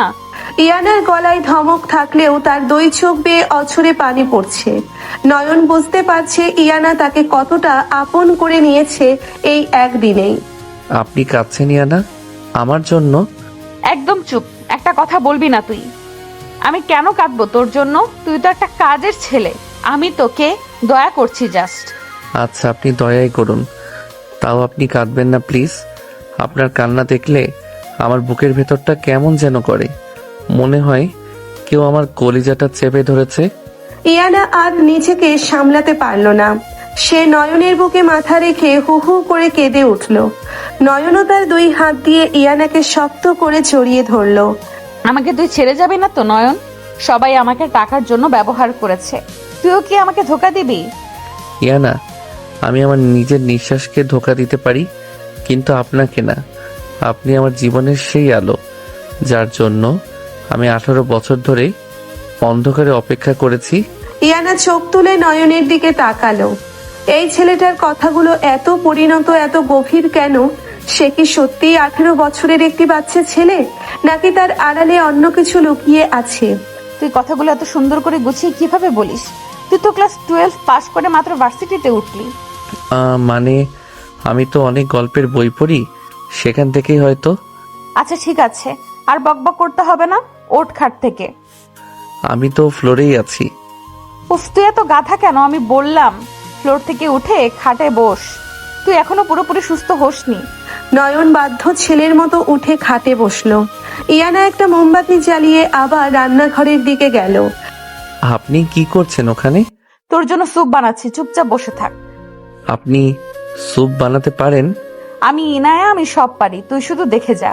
ইয়ানা অনেকক্ষণ ধরে খুটখাট করে একটা বাটিতে স্যুপ নিয়ে এলো। স্যুপটা দেখতে খুব একটা ভালো হয়নি, আর গন্ধে মনে হচ্ছে লবণ একটু বেশি পড়েছে। ইয়ানা চামচ দিয়ে স্যুপটা নয়নের মুখের সামনে ধরলো। খা এটা। আপনি কষ্ট করে বানালেন, আপনি আগে একটু খেয়ে দেখুন না কেমন হয়েছে। আমি কেন খাবো? তুই অসুস্থ, তুই খাবি, মুখ খোল। নয়ন বাধ্য হয়ে এক চামচ মুখে দিল। নোনতা আর আধা সেদ্ধ স্যুপের সাথে তার মুখটা বিকৃত হয়ে গেল, কিন্তু ইয়ানার মুখের দিকে তাকিয়ে সে সেটা গিলল। কেমন হয়েছে? আমি তো ফার্স্ট টাইম বানালাম। ও অনেক মজা হয়েছে ইয়ানা, পৃথিবীর সেরা স্যুপ। সত্যি? দে তো আমি একটু খেয়ে দেখি। ইয়ানা নিজের হাতে এক চামচ মুখে দিতেই ওয়াক করে ফেলে দিল। ছি, এটা কি জঘন্য হয়েছে? তুই এটা মজা করে খাচ্ছিস কিভাবে? তুই কি পাগল? আপনার নিজের হাতে বানানো জিনিস, আমার কাছে এটা অমৃতের চেয়েও দামি। আমি পুরোটা খেয়ে নেব। নয়ন ইয়ানার হাত থেকে বাটিটা নিয়ে জোর করে পুরো স্যুপটা খেয়ে নিল। ইয়ানা অবাক হয়ে তাকিয়ে রইল। কেউ তাকে এত ভালোবাসতে পারে, এটা তার ভাবনারও বাইরে ছিল। তুই সত্যি একটা পাগল নয়ন। রাত গভীর হলো, বাইরে বৃষ্টি থেমে গেছে। নয়ন খাটের একপাশে শুয়ে আছে, আর ইয়ানা তার বুকের কাছে মাথা রেখে ঘুমিয়ে পড়েছে। ইয়ানার একটা হাত নয়নের শার্ট শক্ত করে ধরে আছে। নয়ন সিলিং এর দিকে তাকিয়ে আছে, তার চোখে ঘুম নেই। ইয়ানা, তুমি এখন আমার বুকে মাথা রেখে শান্তিতে ঘুমাচ্ছ, কিন্তু কাল যখন রুবিনা আর ইমরান মিলে তোমার মনে বিষ ঢালবে, তখন কি তুমি আমাকে এইভাবে বিশ্বাস করবে? আমি জানি ওরা কাল বড় একটা চাল চালবে আমাকে তোমার চোখ থেকে নামানোর জন্য। ওরা তোমাকে বোঝাবে যে আমি ওদেরই লোক। তুমি হয়তো আমাকে ভুল বুঝে আবার এই বাড়ি থেকে বের করে দেবে, কিন্তু আমি তোমার সেই অপমান হাসি মুখে মেনে নেব ইয়ানা, কারণ আমি ডেভিল। আর ডেভিল তার নিজের রানীকে রক্ষা করার জন্য নিজের সম্মান ধুলাই মেশাতেও পিছপা হয় না। নয়ন খুব আলতো করে ইয়ানার কপালে একটা চুমু খেলো। ইয়ানা ঘুমের ঘোরে একটু হেসে নয়নকে আরো শক্ত করে জড়িয়ে ধরলো। সকালের মিষ্টি রোদ জানালার ফুটো দিয়ে এসে নয়নের চোখে পড়ল। নয়নের ঘুম ভাঙল না, কিন্তু তার বুকের ওপর ইয়ানার ভারী হাতের স্পর্শে সে চোখ খুলল। ইয়ানা এখনো গভীর ঘুমে, তার অবিন্যস্ত চুলগুলো নয়নের মুখে এসে পড়েছে। নয়ন একদৃষ্টিতে তাকিয়ে রইল ইয়ানার মুখটার দিকে। এই মুখটার জন্য সে তার পুরো সাম্রাজ্য, পুরো জীবন বাজি রাখতে পারে। ইয়ানা, তুমি যদি জানতে তোমার এই পিচ্ছি বর তোমার জন্য কি কি করছে, তবে কি তুমি আজও আমাকে ঘৃণা করতে, নাকি তুমি ভয় পেতে? নয়ন খুব সাবধানে ইয়ানার হাতটা সরিয়ে খাটের একপাশে বসলো। শরীরটা এখনো একটু দুর্বল, কিন্তু সে জানে তাকে আজ অনেক বড় একটা খেলা খেলতে হবে। ইমরানের পরাজয় নিশ্চিত, কিন্তু রুবিনা আর তিয়াশা এখনো ইয়ানাকে পুরোপুরি ধ্বংস করার পরিকল্পনা করছে। নয়ন বিছানা থেকে উঠে রান্নাঘরে গেল। সে সাধারণ প্যান্ট শার্ট পরে তৈরি হয়ে নিল। বের হওয়ার আগে সে এক টুকরো কাগজ টেবিলের উপর রেখে গেল। আমি একটু কাজে যাচ্ছি, দুপুরের খাবার আমি পাঠিয়ে দেব, তুমি দরজা খুলবে না। নয়ন বাইরে বেরিয়ে আসতেই দেখলো হাসিম নিচে গাড়িতে অপেক্ষা করছে। নয়ন গাড়িতে উঠতেই হাসিম গাড়ি টান দিল। বস, তিশা আর রুবিনা আজই ইয়ানা ম্যাডামের বাবার অফিসে যাচ্ছে। ওরা এমন কিছু ভুয়া ডকুমেন্ট তৈরি করেছে যা দেখলে আকবর সাহেব ইনায়াকে ত্যায্য করতে বাধ্য হবেন। করুক, ওদেরকে সেই সুযোগটাই আমি দিচ্ছি। তিয়াশা আর রুবিনা কতদূর যেতে পারে সেটা আমি দেখতে চাই। ওদের পতনের জন্য তো সব রেডি করাই আছে। তুই এখন আমাকে আমার আগের ডেরায় নিয়ে চল। গাড়িটা শহরের একটা পরিত্যক্ত ফ্যাক্টরির সামনে গিয়ে থামলো। নয়ন ভেতরে ঢুকতেই কবির এবং আরো 4-5 জন লোক সশ্রদ্ধ চিত্তে সালাম দিল। এই নয়ন সেই নিরীহ পিচ্ছি ছেলেটি নয়। এই নয়ন আন্ডারওয়ার্ল্ডের সেই ডেভিল, যার নাম শুনলে বাঘা বাঘা মাফিয়ারাও কাঁপে। কবির, রুবিনার ওই ভুয়া ডকুমেন্টগুলোর আসল কপিটা কি তোর কাছে আছে? জি বস, ওরা সেগুলো নিয়ে আকবর সাহেবের কাছে যাচ্ছে, সেগুলো সম্পূর্ণ নকল, আর আসলগুলো আমি সিক্রেট ভোল্টে রেখেছি। গুড। এখন শোন, আকবর সাহেবের অফিসে আজ একটা মিটিং আছে। ওই মিটিংয়ে ওরা যাবে। তুই ডুপ্লিকেট কপিগুলো ওদের ল্যাপটপে আপলোড করে দে, কিন্তু ফাইলগুলো এমনভাবে কোড করবি যাতে মিটিং চলাকালীন সময় সেগুলো ওপেন না হয়। যখন আকবর সাহেব সব শেয়ার হোল্ডারদের সামনে কাগজগুলো প্রেজেন্ট করতে যাবেন, ঠিক তখনই ফাইলগুলো যেন ওপেন হয়, কিন্তু তার ভেতর রবিনা আর তিয়াশার যাবতীয় কুকীর্তির প্রমাণ যেন দেখা যায়। বস, আপনি কি ওদেরকে নিজেদের ফাঁদে নিজে ফেলতে চাইছেন? ঠিক তাই, ওদেরকে মাটিতে নামানোর এটাই সেরা সময়। আর শোন, ইয়ানা আমার ব্যাপারে কোনো সন্দেহ যেন না পায়। ও যেন ভাবে যে সবটা কোনো দৈব ঘটনা। নয়ন আবার সেই নিরীহ বেশে ফিরে এলো। তার চুলে একটু জেল লাগানো, পোশাকটা একটু ঢিলেঢালা করলো, ফিরে এলো সেই ভাঙা ঘরে। ইয়ানা ততক্ষণে ঘুম থেকে উঠে গেছে। নয়নকে দেখে সে চিৎকার করে উঠল। তুই কোথায় গিয়েছিলি? আমি ঘুম থেকে উঠে তোকে না দেখে ভয় পেয়ে গেছিলাম। আমি তো আপনার জন্য ওষুধ আনতে গিয়েছিলাম। দেখুন তো আপনার শরীরটা কেমন লাগছে। নয়ন ইয়ানার কপালে হাত দিল। ইয়ানা নয়নের হাতটা সরিয়ে দিয়ে একটু লজ্জা পেল। আমার ঠিক আছে, তুই খেয়েছিস? না, আপনি খেয়ে নিন, আমি খাবো। ইয়ানা নয়নকে আর কিছু জিজ্ঞেস করলো না, কিন্তু তার মনের ভেতর খচখচানি কমছে না। রুবিনা চাচির একটি ফোন এসেছে সকালে। চাচি তাকে বলেছে সে আজই আকবর সাহেবকে প্রমাণ দেবে যে নয়ন একজন চোর এবং সে ইয়ানাকে ধোকা দিচ্ছে। ইয়ানার বুকটা ধড়পড় করছে। সে কি নয়নকে সত্যিই বিশ্বাস করতে পারছে? নয়ন শোন, আমাকে আজ বাড়িতে যেতে হবে। আমার বাবার সাথে আমার দেখা করতে হবে। কেন? ওরা আপনাকে অপমান করবে? করুক, তাও আমার যেতে হবে। আমি জানতে চাই ওরা আমার বিরুদ্ধে আর কি কি মিথ্যা সাজিয়েছে। তুই আমার সাথে চলবি? কিন্তু কোনো কিন্তু না, চল। ইয়ানা আর নয়ন আকবর সাহেবের অফিসে গিয়ে পৌঁছলো। অফিস জুড়ে তখন গম্ভীর পরিবেশ। বোর্ড মিটিং চলছে। ইয়ানা সোজা ভেতরে ঢুকে গেল। ভেতরে আকবর সাহেব, রুবিনা, তিয়াশার, ইমরান সবাই উপস্থিত। রুবিনার হাতে এক গাদা ফাইল। তুই এখানে কেন এসেছিস জিয়ানা? ওই ভিখারিটার সাথে নিয়ে লজ্জা করে না তোর? লজ্জা আপনাদের করা উচিত বাবা। আপনারা কি প্রমাণ পেয়েছেন তা আমার সামনে বলুন। আমি কোনো ভুল করিনি। ইয়ানা, আমাদের উপর চিৎকার করিস না। এই দেখ, এই ফাইলগুলোই সাক্ষী দিচ্ছে যে তুই এই ছেলেটাকে নিয়ে আমার সব সম্পদ নয়ছয় করার প্ল্যান করেছিস। এমনকি এই ছেলেটা একটা চোর। রুবিনা ল্যাপটপটা ওপেন করতে গেল। আকবর সাহেব গম্ভীর গলায় বললেন, ডিপ্লে করো, দেখি ওর চরিত্র কেমন। নয়ন ইয়ানার পেছনে দাঁড়িয়ে আছে। তার চোখে মুখে কোনো ভয় নেই, বরং এক অদ্ভুত প্রশান্তি। রুবিনা ল্যাপটপটা প্রজেক্টরে কানেক্ট করলো। ল্যাপটপের স্ক্রিন প্রজেক্টরে বড় করে ভেসে উঠল। এই যে দেখুন, এখানে ইয়ানার স্বাক্ষর করা সব পেপার আছে। কিন্তু যেই সে ফাইলটা ওপেন করতে গেল, প্রজেক্টরে ফাইলগুলো ওপেন হলো ঠিকই, কিন্তু সেখানে ইয়ানার স্বাক্ষর করা কোনো পেপার নেই। সেখানে ভেসে উঠল রুবিনা আর শফিকের কথোপকথনের অডিও ভিডিও ক্লিপ, যেখানে তারা ইয়ানাকে পাগল প্রমাণ করার ষড়যন্ত্র করছে। এ কি? এগুলো মানে কি রুবিনা? না না, এটা আমাদের ফাইল না।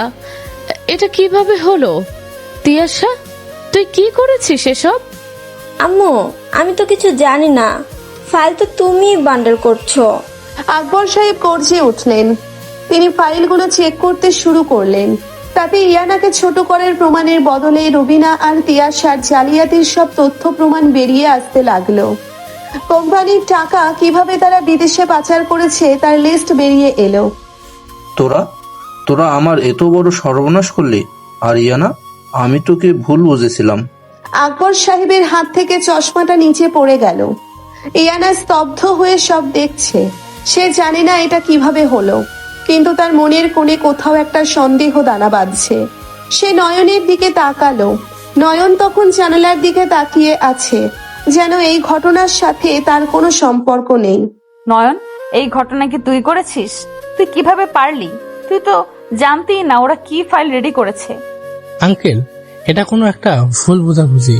রুবিনা আন্টি এমনটা করতে পারেন না। তুই চুপ কর ইমরান, তোদের দুজনেরই আমি আসল রূপ বুঝে গেছি। তোদের জন্যই আজ আমার মেয়ের সাথে আমার সম্পর্ক খারাপ হয়েছে। তোদের সব শেয়ার আমি এই মুহূর্তে বাতিল করছি। না ভাইজান, আপনি এমনটা করবেন না। ইয়ানা, তুই কিছু বল।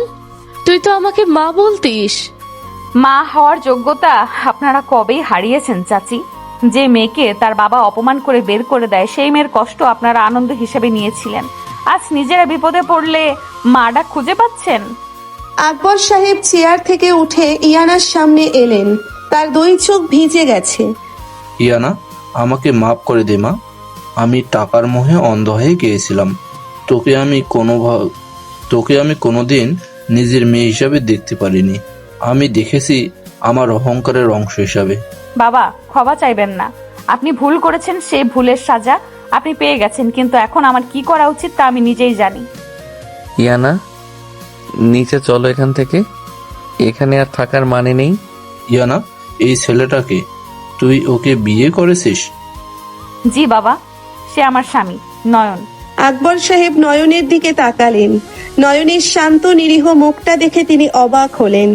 তিনি তো ভেবেছিলেন মেয়ে কোনো বকাটে ছেলে বিয়ে করেছে, কিন্তু এই ছেলেটার চোখে মুখে এক অদ্ভুত আভিজাত্য। নয়ন, তুই ইয়ানাকে ভালো রেখো। আমি জানি না তুমি কে, কিন্তু ইয়ানা তোকে নিয়ে এসেছে মানে ওর কিছুই তো একটা বিশেষ গুণ তুই দেখেছিস। জি আঙ্কেল, আমি ওকে আমার জীবনের চেয়েও বেশি ভালোবাসি। নয়ন আর ইয়ানা অফিস থেকে বেরিয়ে এলো। বাইরে তখন প্রচুর রোদ। ইয়ানা নয়নের হাতটা ধরলো। নয়ন, তুই কি আজ ওই ফাইলগুলো বদলে দিয়েছিলি? আপনি কি বলছেন ইয়ানা? আমি তো আপনার পেছনে দাঁড়িয়েছিলাম। আপনি তো দেখলেন ল্যাপটপ তো রুবিনা চাচির হাতে ছিল। আমি জানি না তুই কিভাবে করেছিস, কিন্তু আমি জানি তুই কিছু একটা করেছিস। তুই কে নয়ন? তুই তো কোনো সাধারণ ছেলে না। আমি একজন সাধারণ ছাত্র যে আপনাকে ভালোবাসে। আপনার মনে এই সন্দেহগুলো কেন আসছে ইয়ানা? আপনি কি আমাকে বিশ্বাস করেন না? বিশ্বাস করি, কিন্তু তুই যেভাবে আমাকে সব বিপদ থেকে বাঁচাচ্ছিস তাতে আমার মনে হচ্ছে আমি তোর মতো একটা মানুষকে ডিজার্ভ করি না। আমাকে ডিজার্ভ করার জন্য শুধু ভালোবাসা লাগে, আর কিছু না। চল, আজ খুব ভালো করে খাবো। অনেকদিন পর আপনার বাবার কোম্পানি থেকে আপনি মুক্তি পেয়েছেন। আজ সেলিব্রেশন হবে। নয়ন ইয়ানাকে নিয়ে একটা রেস্টুরেন্টে গেল। সেখানে তারা অনেকক্ষণ গল্প করলো, কিন্তু হঠাৎ ইয়ানার ফোনে একটা কল এলো। অচেনা নাম্বার। হ্যালো, কে বলছেন? ইয়ানা ম্যাম, আমি ইন্সপেক্টর রফিক বলছি। আপনার স্বামীর ব্যাপারে কিছু তথ্য আমাদের কাছে এসেছে। আপনি কি একটু দেখা করতে পারবেন? আমার স্বামীর ব্যাপারে কি তথ্য? ওনার আসল পরিচয় আমাদের কাছে পরিষ্কার না। উনি যা দেখাচ্ছেন উনি তা নন। আপনি কি আপনার স্বামীর ব্যাপারে পুরো সত্যটা জানেন? আমি আসছি, আমাকে সময় দিন। ইয়ানা ফোনটা কেটে দিল। তার হাত কাঁপছে। নয়ন কফিতে চুমুক দিয়ে খুব স্বাভাবিক ভঙ্গিতে বলল, কার ফোন ছিল ইয়ানা? এক পুলিশ অফিসারের। তারা বলছে আমার তোর ব্যাপারে কিছু সন্দেহ আছে। সন্দেহ? কিসের সন্দেহ? আমি জানি না। আমি আজ দেখা করব। আমি সব সত্যি জানতে চাই নয়ন। রফিক, তুই আমার রানীকে আমার বিরুদ্ধে উস্কে দিচ্ছিস? তোর ধৃষ্টতা তো কম না। ঠিক আছে, দেখা যাক তুই কত দূর যেতে পারিস। নয়নের চোয়াল শক্ত হয়ে এলো। সে বুঝতে পারছে আজ রাতটা ইয়ানার সাথে তার সম্পর্ক পরীক্ষার রাত। যদি সে রফিককে আটকাতে না পারে তবে ইয়ানার বিশ্বাস হয়তো চিরকালের মতো ভেঙে যাবে। ইয়ানা যখন পুলিশ স্টেশনের গেটের সামনে দাঁড়ালো তখন তার দুপা কাঁপছে। এক হাতে তার হ্যান্ডব্যাগ, অন্য হাতে ফোন। নয়ন পাশে নেই। আজ সকালে বের হওয়ার পর সে আর ফোন ধরেনি। পুলিশের সাথে দেখা করার কথা শোনার পর থেকেই ইয়ানার বুকের ভেতরটা খালি খালি লাগছে।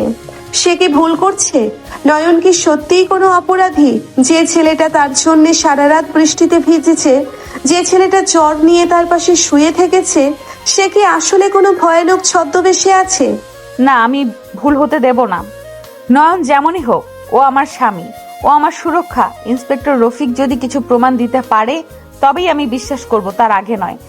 ইয়ানা ভেতরে প্রবেশ করলো। ইন্সপেক্টর রফিকের কেবিন, ঘরের ভেতর ভ্যাপসা গন্ধ। রফিক ফাইল খুলে বসে আছে। তাকে দেখে মনে হচ্ছে সে দীর্ঘ রাত না ঘুমিয়ে কাজ করছে। বসুন ইয়ানা ম্যাম, আমি জানি আপনি খুব দ্বিধায় আছেন। আপনার স্বামীর সাথে আপনার সম্পর্কের বয়স খুব কম, কিন্তু আপনাদের জীবনে ঝুঁকি অনেক বেশি। ইন্সপেক্টর সরাসরি বলুন, নয়নের ব্যাপারে আপনাদের সন্দেহটা কি? ও তো আমাদের বাড়িতে আশ্রিত একটা সাধারণ ছেলে। সাধারণ? এই ফাইলটা দেখুন ম্যাম। রফিক টেবিলের ওপর একটা ল্যাপটপ ঘুরিয়ে দিল। ইয়ানা স্ক্রিনের দিকে তাকালো। একের পর এক ব্যাংক ট্রানজাকশন, কিছু গোপন কোড আর ম্যাপ। ইয়ানার চোখ বড় বড় হয়ে গেল। এইগুলো কি? এইগুলো তো সব সুইজারল্যান্ড আর কেইমেন আইসল্যান্ডের ব্যাংক অ্যাকাউন্ট, কিন্তু এগুলোর সাথে নয়নের সম্পর্ক কি? নয়ন যে ছেলেটাকে আপনি চিনেছেন, সেই নামে কোনো সরকারি রেকর্ড নেই ম্যাম। ওর আসল নাম আন্ডারওয়ার্ল্ডে ডেভিল। গত 5 বছরে যতগুলো সাইবার ক্রাইম হয়েছে, যার মাধ্যমে বড় বড় কর্পোরেট হাউস ধসে পড়েছে, তার পিছনে এই নয়নের আইপি অ্যাড্রেস পাওয়া গেছে। অবাক হওয়ার বিষয় কি জানেন? নয়ন যেদিন থেকে আপনাদের বাড়িতে আশ্রিত হিসাবে থাকতে শুরু করেছে, সেদিন থেকে আপনার বাবার কোম্পানির সব গোপন তথ্য ফাঁস হওয়া বন্ধ হয়ে গেছে এবং লস রিকভার হওয়া শুরু করেছে। আপনি কি বলতে চাইছেন? ও আমার কোম্পানি বাঁচিয়েছে? আমি বলছি ও আপনাকে ব্যবহার করছে। সে আপনাকে একটা ঢাল হিসাবে ব্যবহার করছে, যাতে কেউ তাকে সন্দেহ না করে। নয়ন আপনার বাবাকে পথে বসাতে চায় না। সে আপনার পরিবারের শত্রুদের ধ্বংস করে আপনাদের পুরো সাম্রাজ্য নিজের হাতে নিতে চায়, আর আপনি তার হাতে সব থেকে বড় অস্ত্র। চুপ করুন, আপনি সব মিথ্যা বলছেন। ও আমাকে ভালোবাসে। আপনি ওর পেছনে কেন পড়ে আছেন? ও তো আমাকে কোনোদিন কোনো ক্ষতি করেনি। ভালোবাসা? ইয়ানা ম্যাম, ডেভিল কোনোদিন কাউকে ভালোবাসতে পারে না। সে শুধু তার শিকারকে নিজের কাছে আটকে রাখতে পারে। আজ রাতে নয়নের একটা গোপন মিটিং আছে। ওই মিটিং এ সে সব তথ্য প্রমাণ সহ তার শত্রুদের শেষ করে দেবে। আপনি চাইলে আজ রাতে নিজে গিয়ে দেখতে পারেন ও কি করছে। আমি কোনো জোর করছি না, কিন্তু একজন নারী হিসেবে আপনাকে সাবধান করা আমার দায়িত্ব। ইয়ানা স্টেশনের বাইরে বেরিয়ে এলো। তার মাথা ঘুরছে, আকাশটা কালো হয়ে আছে। সে কি রফিককে বিশ্বাস করবে নাকি নয়নকে? সে ফোনের গ্যালারি খুললো, নয়নের ছবিগুলো দেখলো। সেই পিচ্ছি নিরীহ মুখটা, এই মুখটার পেছনে কি সত্যি এত বড় কোনো অন্ধকার লুকিয়ে আছে? আমি বিশ্বাস করি না, আমি নিজের চোখে দেখবো। ইয়ানা সোজা বাড়ি ফিরল না। সে নয়নের মোবাইল ট্র্যাক করার চেষ্টা করলো, যা সে আগে একবার নয়নের অগোচরেই সেট আপ করে রেখেছিল। লোকেশন দেখাচ্ছে শহরের এক পরিত্যক্ত শিপইয়ার্ড। ইয়ানা ট্যাক্সি নিয়ে সোজা সেই ঠিকানায় রওনা দিল। এদিকে শিপইয়ার্ডের ভেতর নয়ন একটা অন্ধকার ঘরে বসে আছে। তার সামনে কম্পিউটার, তার চারপাশে কবির এবং অন্যান্য লোক দাঁড়িয়ে। নয়নের পরনে একটা কালো চামড়ার জ্যাকেট। তার চোখের চাহনি আজ আর সেই নিরীহ নয়, আজ সে সাক্ষাৎ যমরাজ। বস, রফি খুব বেশি নড়চড় করছে। ইয়ানা ম্যামকেও ও স্টেশনে ডেকেছিল। রফিক আগুন নিয়ে খেলছে কবির। ও জানে না আমি ওর কতদূর পর্যন্ত জানি। ওর মেয়ের স্কুলের অ্যাডমিশন থেকে শুরু করে ওর গোপন অ্যাকাউন্ট সব আমার হাতে। ও আমাকে জেলে ভরতে চায়। ও নিজেই বুঝতে পারছে না ও কার সাথে লড়ছে। কিন্তু ইয়ানা ম্যাম যদি সব জেনে ফেলেন? ইয়ানা যদি জানে, তবে সেটা আমার মুখ থেকে জানবে, বাইরের কারো মুখ থেকে নয়। আজ রাতে সব শেষ করে দেব। শিপইয়ার্ডের গেটের কাছে ট্যাক্সি থেকে নামলো ইয়ানা। ভেতরে অন্ধকার, মাঝে মাঝে শিয়ালের ডাক শোনা যাচ্ছে। সে ধীর পায়ে ভেতরের দিকে এগিয়ে যাচ্ছে। হঠাৎ একটা নড়াচড়া শুনতে পেয়ে সে লুকিয়ে পড়লো একটা বড় কন্টেইনারের পেছনে। সে দেখলো রুবিনা, তিয়াশা এবং ইমরান ভেতরে ঢুকছে। তাদের সাথে আরো কিছু গুন্ডা। শফিক বলেছে নয়ন এই শিপইয়ার্ডেই থাকে। ওনাকে এখান থেকে সব কন্ট্রোল করে। আজ ওকে মেরেই ফেলবো। ইয়ানাকে আমরা আবার আমাদের নিয়ন্ত্রণে নিয়ে আসবো। আম্মু, এই পিচ্ছি ছেলেটাকে মারতে এত আয়োজন কেন? ওকে তো আমি শেষ করতে পারি। তুই কিছু জানিস না তিয়াশা, ও সাধারণ ছেলে নয়। ও ওরে মারা মানে শুধু একটা ছেলেকে মারা নয়, একটা সিস্টেমকে মারা। ইয়ানা কন্টেইনারের আড়ালে দাঁড়িয়ে সব শুনছে। তার পায়ের তলার মাটি সরে যাচ্ছে। তার মানে নয়নের ওপর আক্রমণ করতে ওরা আসছে। নয়ন তো একা। ইয়ানা ভয় পেয়ে গেল। সে দৌড়ে ভেতরে ঢুকতে চাইলো, কিন্তু তখনই একটা হাত তার মুখ চেপে ধরলো।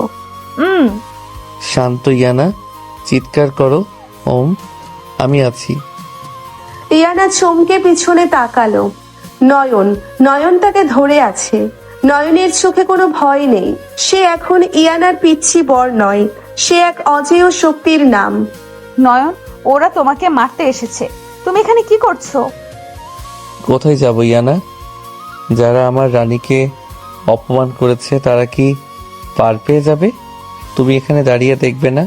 তুমি এখান থেকে চলে যাও। আমি চাই না তুমি এই রক্তপাত দেখো। চলে যাও এখান থেকে। রক্তপাত? তুমি কি করবে? তুমি কি পুলিশ জানাবে না? পুলিশ? ইয়ানা, পুলিশ আমার হাতের পুতুল। আজ রাতে আমি যেটা করব সেটা তোমার কল্পনাকেও ছাড়িয়ে যাবে। তুমি প্লিজ চলে যাও। নয়ন ইয়ানাকে ধাক্কা দিয়ে সরিয়ে দিয়ে অন্ধকারের ভেতর মিলিয়ে গেল। ইয়ানা কোনো মতে নিজেকে সামলে নিয়ে আবার কন্টেইনারের আড়ালে লুকালো। সে দেখলো রুবিনা, তিয়াশা আর ইমরান একটা টেবিলের সামনে দাঁড়িয়ে কথা বলছে। হঠাৎ পুরো শিপইয়ার্ডে লাইট জ্বলে উঠলো। কিরে, এতক্ষণ তো অন্ধকার ছিল, লাইট কে জ্বালালো? আমি জ্বালালাম ইমরান। অন্ধকারের ভেতর আস্তানা ঘিরে খুব মজা পাচ্ছিস না? এবার আলোর নিচে দাঁড়া। কি কথা বলছে? সামনে আয়। ওপরের একটা ক্রেনের ওপর থেকে নয়ন নিচে লাফিয়ে পড়লো। তার পরনে সেই কালো জ্যাকেট, চোখে কালো সানগ্লাস। সে এখন আর বাড়ির সেই আশ্রিত নিরীহ ছেলেটি নয়, সে আন্ডারওয়ার্ল্ডের ডেভিল। তার হাতে রিভলভারটা ঘুরছে। নয়ন, তুই তুই এখানে কি করছিস? তোর সাহস তো কম না, আমাদের সাথে লড়বি? লড়াইয়ের কথা বাদ দে রুবিনা। তোদের সাথে লড়লে আমার সম্মান যাবে। আমি তোদের বিচার করতে এসেছি। আজ আমার রানীর চোখের এক ফোঁটা পানির মূল্য তোদের পুরো পরিবারের সম্পত্তির চেয়েও বেশি। ফাজিল ফুলা, এত বড় সাহস! ধর তোরা ওকে। গুন্ডারা নয়নের দিকে তেড়ে গেল। ইয়ানা কন্টেইনারের আড়াল থেকে দেখছে নয়ন কেমন করে একটা বাঘের মতো লড়ছে। তার প্রতিটি মুভমেন্ট এত নিখুঁত, এত দ্রুত যে কেউ তাকে ধরতেই পারছে না। নয়ন কোনো বন্দুকের গুলি ব্যবহার করলো না। সে শুধু তার শারীরিক দক্ষতা দিয়ে গুন্ডাদের একে একে মাটিতে আছাড় মারছে। এটা কি আমার নয়ন? এই পিচ্চি ছেলেটা এত শক্তিশালী। ও আসলে কোনো মার্শাল আর্ট মাস্টার? ও কি কোনো মার্শাল আর্ট মাস্টার? নয়ন লড়তে লড়তে রুবিনার সামনে এসে দাঁড়ালো। রুবিনা ভয়ে কাঁপছে। ইয়ানাকে পাগল প্রমাণ করার নাটক করেছিলে তাই না? এই নে তোর বানানো সব ফাইল আমার ল্যাপটপে। এবার তুই নিজেই পাগল হয়ে যা।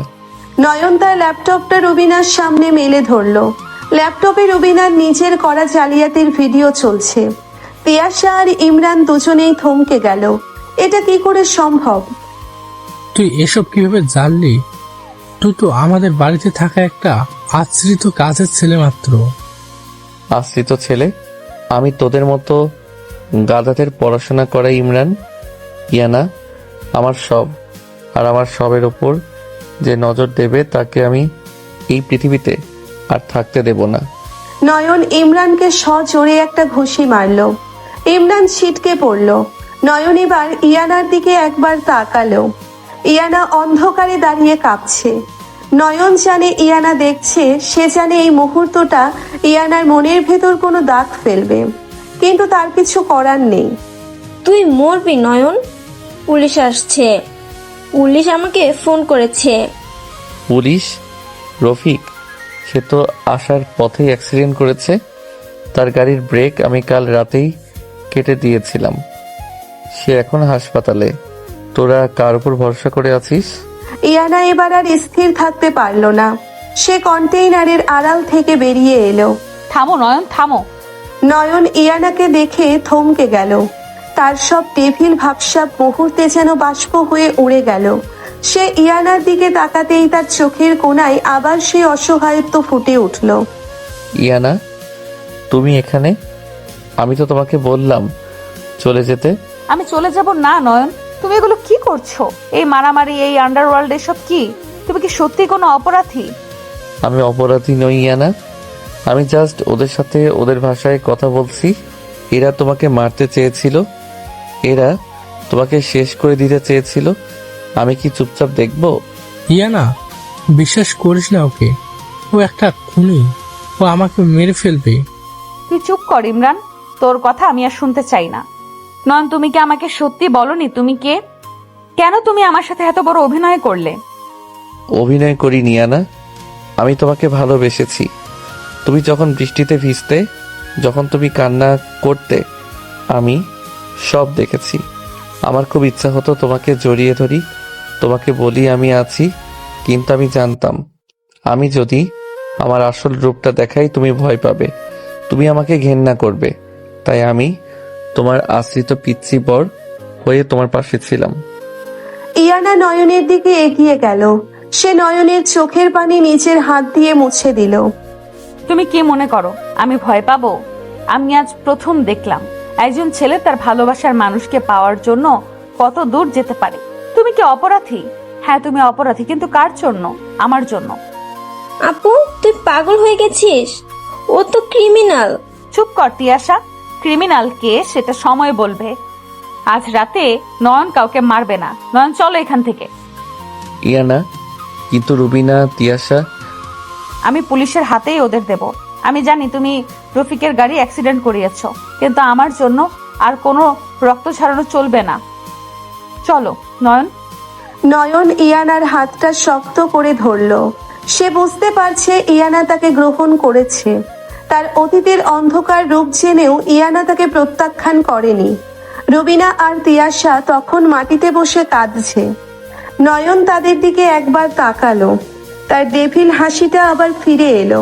আজকের জন্য বেঁচে গেলি, কাল সকালে যখন পুলিশ আসবে তখন নিজেদের সব ফাইল তৈরি রাখিস, কারণ আমি জানি না এরপর আমি আর কতটা দয়ালু থাকবো। নয়ন ইয়ানাকে নিয়ে শিপইয়ার্ড থেকে বেরিয়ে এলো। ইয়ানা নয়নের বাইকের পেছনে বসলো। বাইকটা যখন চলতে শুরু করলো তখন ইয়ানা নয়নকে শক্ত করে জড়িয়ে ধরলো। নয়ন, হুম? নয়ন, তুই কি সত্যি আমাকে ছেড়ে যাবি না? ইয়ানা, মৃত্যু আমাকে তোমার থেকে আলাদা করতে পারবে না। আমি তোমার জন্য স্বর্গ থেকে নরক সবখানে যেতে রাজি। ইয়ানা নয়নের কাঁধে মুখ রাখলো। আকাশ পরিষ্কার হয়ে আসছে। কালকের বৃষ্টির পর আজ ভোরে এক নতুন সূর্য উঠছে। ইয়ানা বুঝতে পারছে তার জীবনের নতুন অধ্যায় শুরু হলো। কিন্তু এই অধ্যায় কি সত্যিই এত সহজ হবে? রুবিনা আর তিয়াশা কি বসে থাকবে? আর রফিক কি নয়নের এই ডেভিল রূপের কথা জেনে যাবে না? নয়ন বাইক থামালো তাদের সেই ভাঙা ঘরের সামনে। নয়ন নামলো, কিন্তু ইয়ানা নড়লো না। সে নয়নের জ্যাকেটটা টেনে ধরলো। আমাকে একা ছেড়ে যাবি না তো? না ইয়ানা, আমি আছি, চিরকাল থাকবো। নয়ন ইয়ানাকে বাইক থেকে নামালো। দুজনে ঘরের ভেতরে ঢুকলো। ঘরটা এখনো সেই পুরনো, কিন্তু আজ এখানে নয়ন আর ইয়ানার ভালোবাসার এক অমোঘ টান কাজ করছে। নয়ন ইয়ানার হাতে এক কাপ চা তুলে দিল। ইয়ানা, তুমি যদি চাও আমি সব ছেড়ে দিতে পারি। আমি আমার এই অন্ধকার জগৎ ছেড়ে তোমাকে নিয়ে কোথাও দূরে চলে যেতে পারি, শুধু তুমি যদি আমার সাথে থাকো। না নয়ন, তুই যদি অপরাধ করে থাকিস তবে তার শাস্তি তোকে পেতেই হবে, কিন্তু আমি চাই না তুই আর কোনো অপরাধ কর। আমরা নতুন করে সব শুরু করব। তুই আমার পিচ্ছি বর হয়েই থাক, কিন্তু ডেভিল রূপটা আর না। চেষ্টা করবো ইয়ানা, কিন্তু আমার পিছু যারা নিয়েছে তারা কি আমাকে শান্তিতে থাকতে দেবে?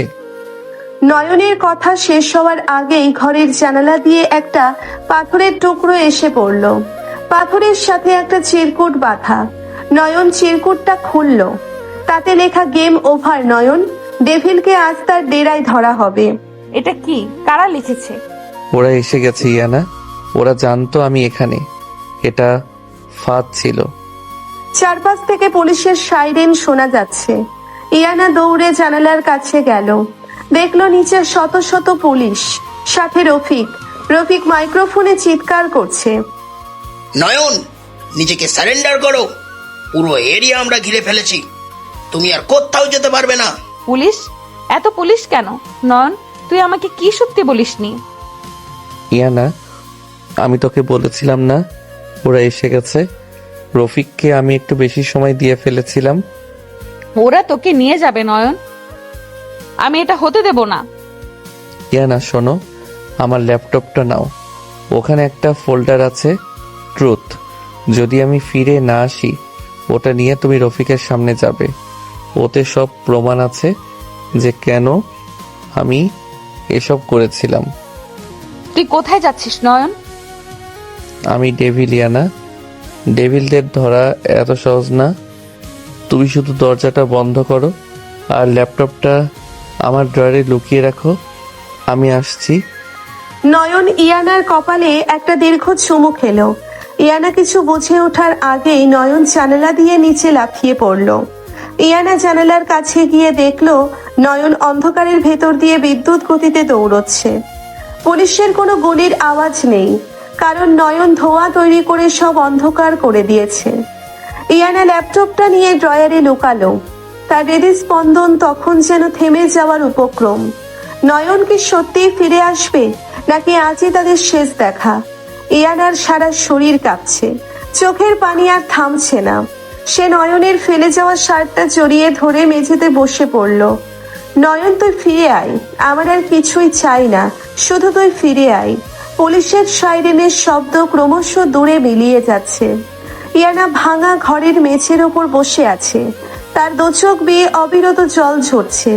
নয়ন একটু আগেই এই অন্ধকার রাত্রে তার সামনে দিয়ে জীবন বাজি রেখে লাফিয়ে পড়েছে। ইয়ানার বুকের ভেতরটা শূন্যতায় হাহাকার করেছে। হঠাৎ তার মনে পড়ল নয়নের শেষ কথাটার কথা। ল্যাপটপটা নাও, ট্রুথ ফোল্ডার। ইয়ানা দ্রুত উঠে ড্রয়ার থেকে ল্যাপটপটা বের করলো। ল্যাপটপ ওপেন করতেই স্ক্রিনে পাসওয়ার্ড চাইলো।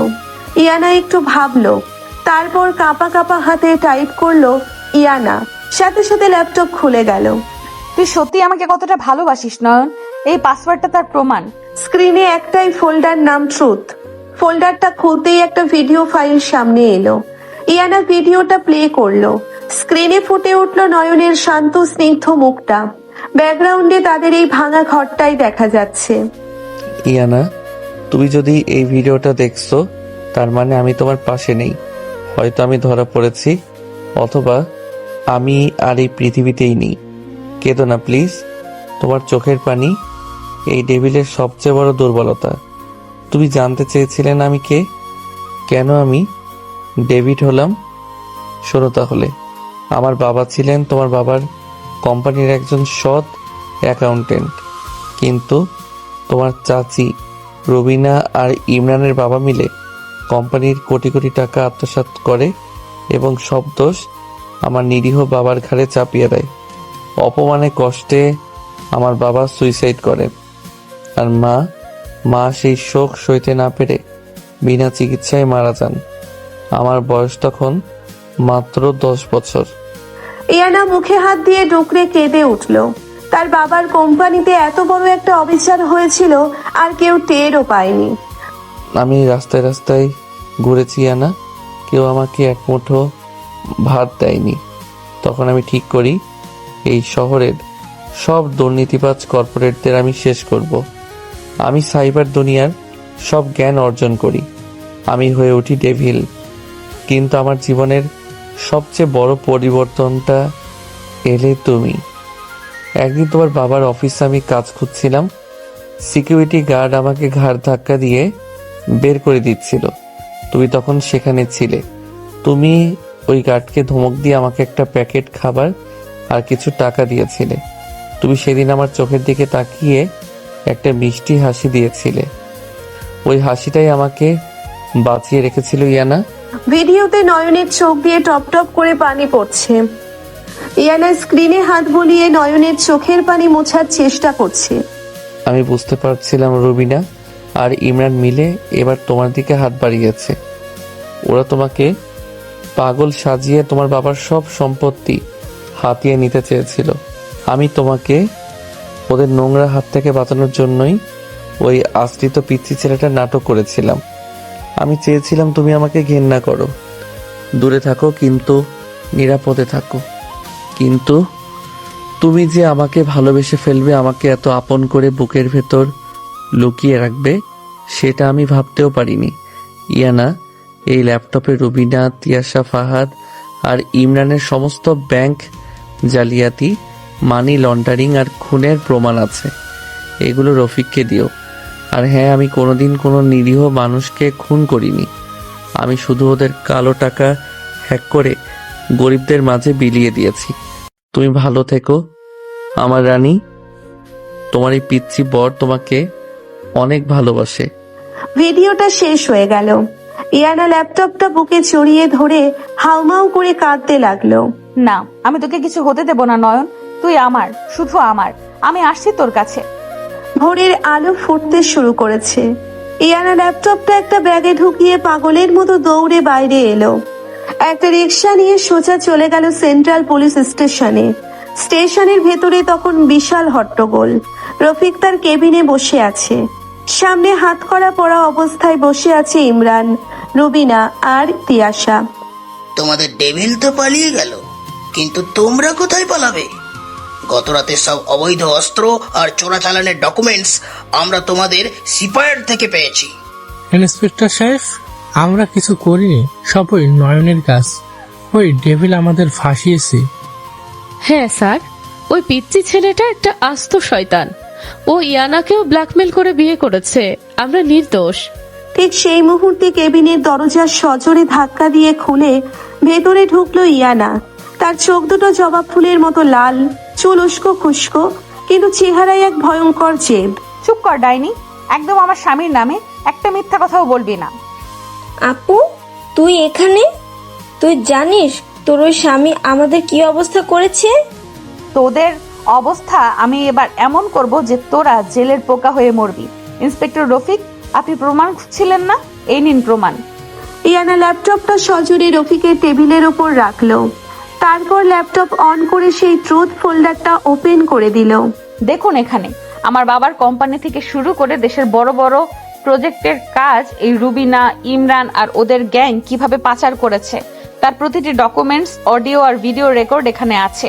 আর আপনারা যাকে ডেভিল বলে খুঁজছেন, সে কোনো খুনি নয়। সেই দুর্নীতিবাজদের আসল রূপটা সবার সামনে নিয়ে এসেছে। ইয়ানা ম্যাম, আপনি শান্ত হন, আমি সব চেক করছি। রফিক ল্যাপটপের ফাইলগুলো চেক করতে লাগলো। তার চোখ ছানা বড়া হয়ে গেল। এত নিখুঁত প্রমাণ, এগুলো পেলে তো শুধু ইমরান নয়, দেশের অনেক রাঘব বোয়াল আজই ধরা পড়বে। ফ্যান্টাস্টিক! এই ডেটাগুলো আমাদের ইন্টেলিজেন্সি কবে থেকে খুঁজছে। কিন্তু ইয়ানা ম্যাম, আইন তো আইনই। নয়ন হ্যাকিং করেছে, এটাও একটা অপরাধ।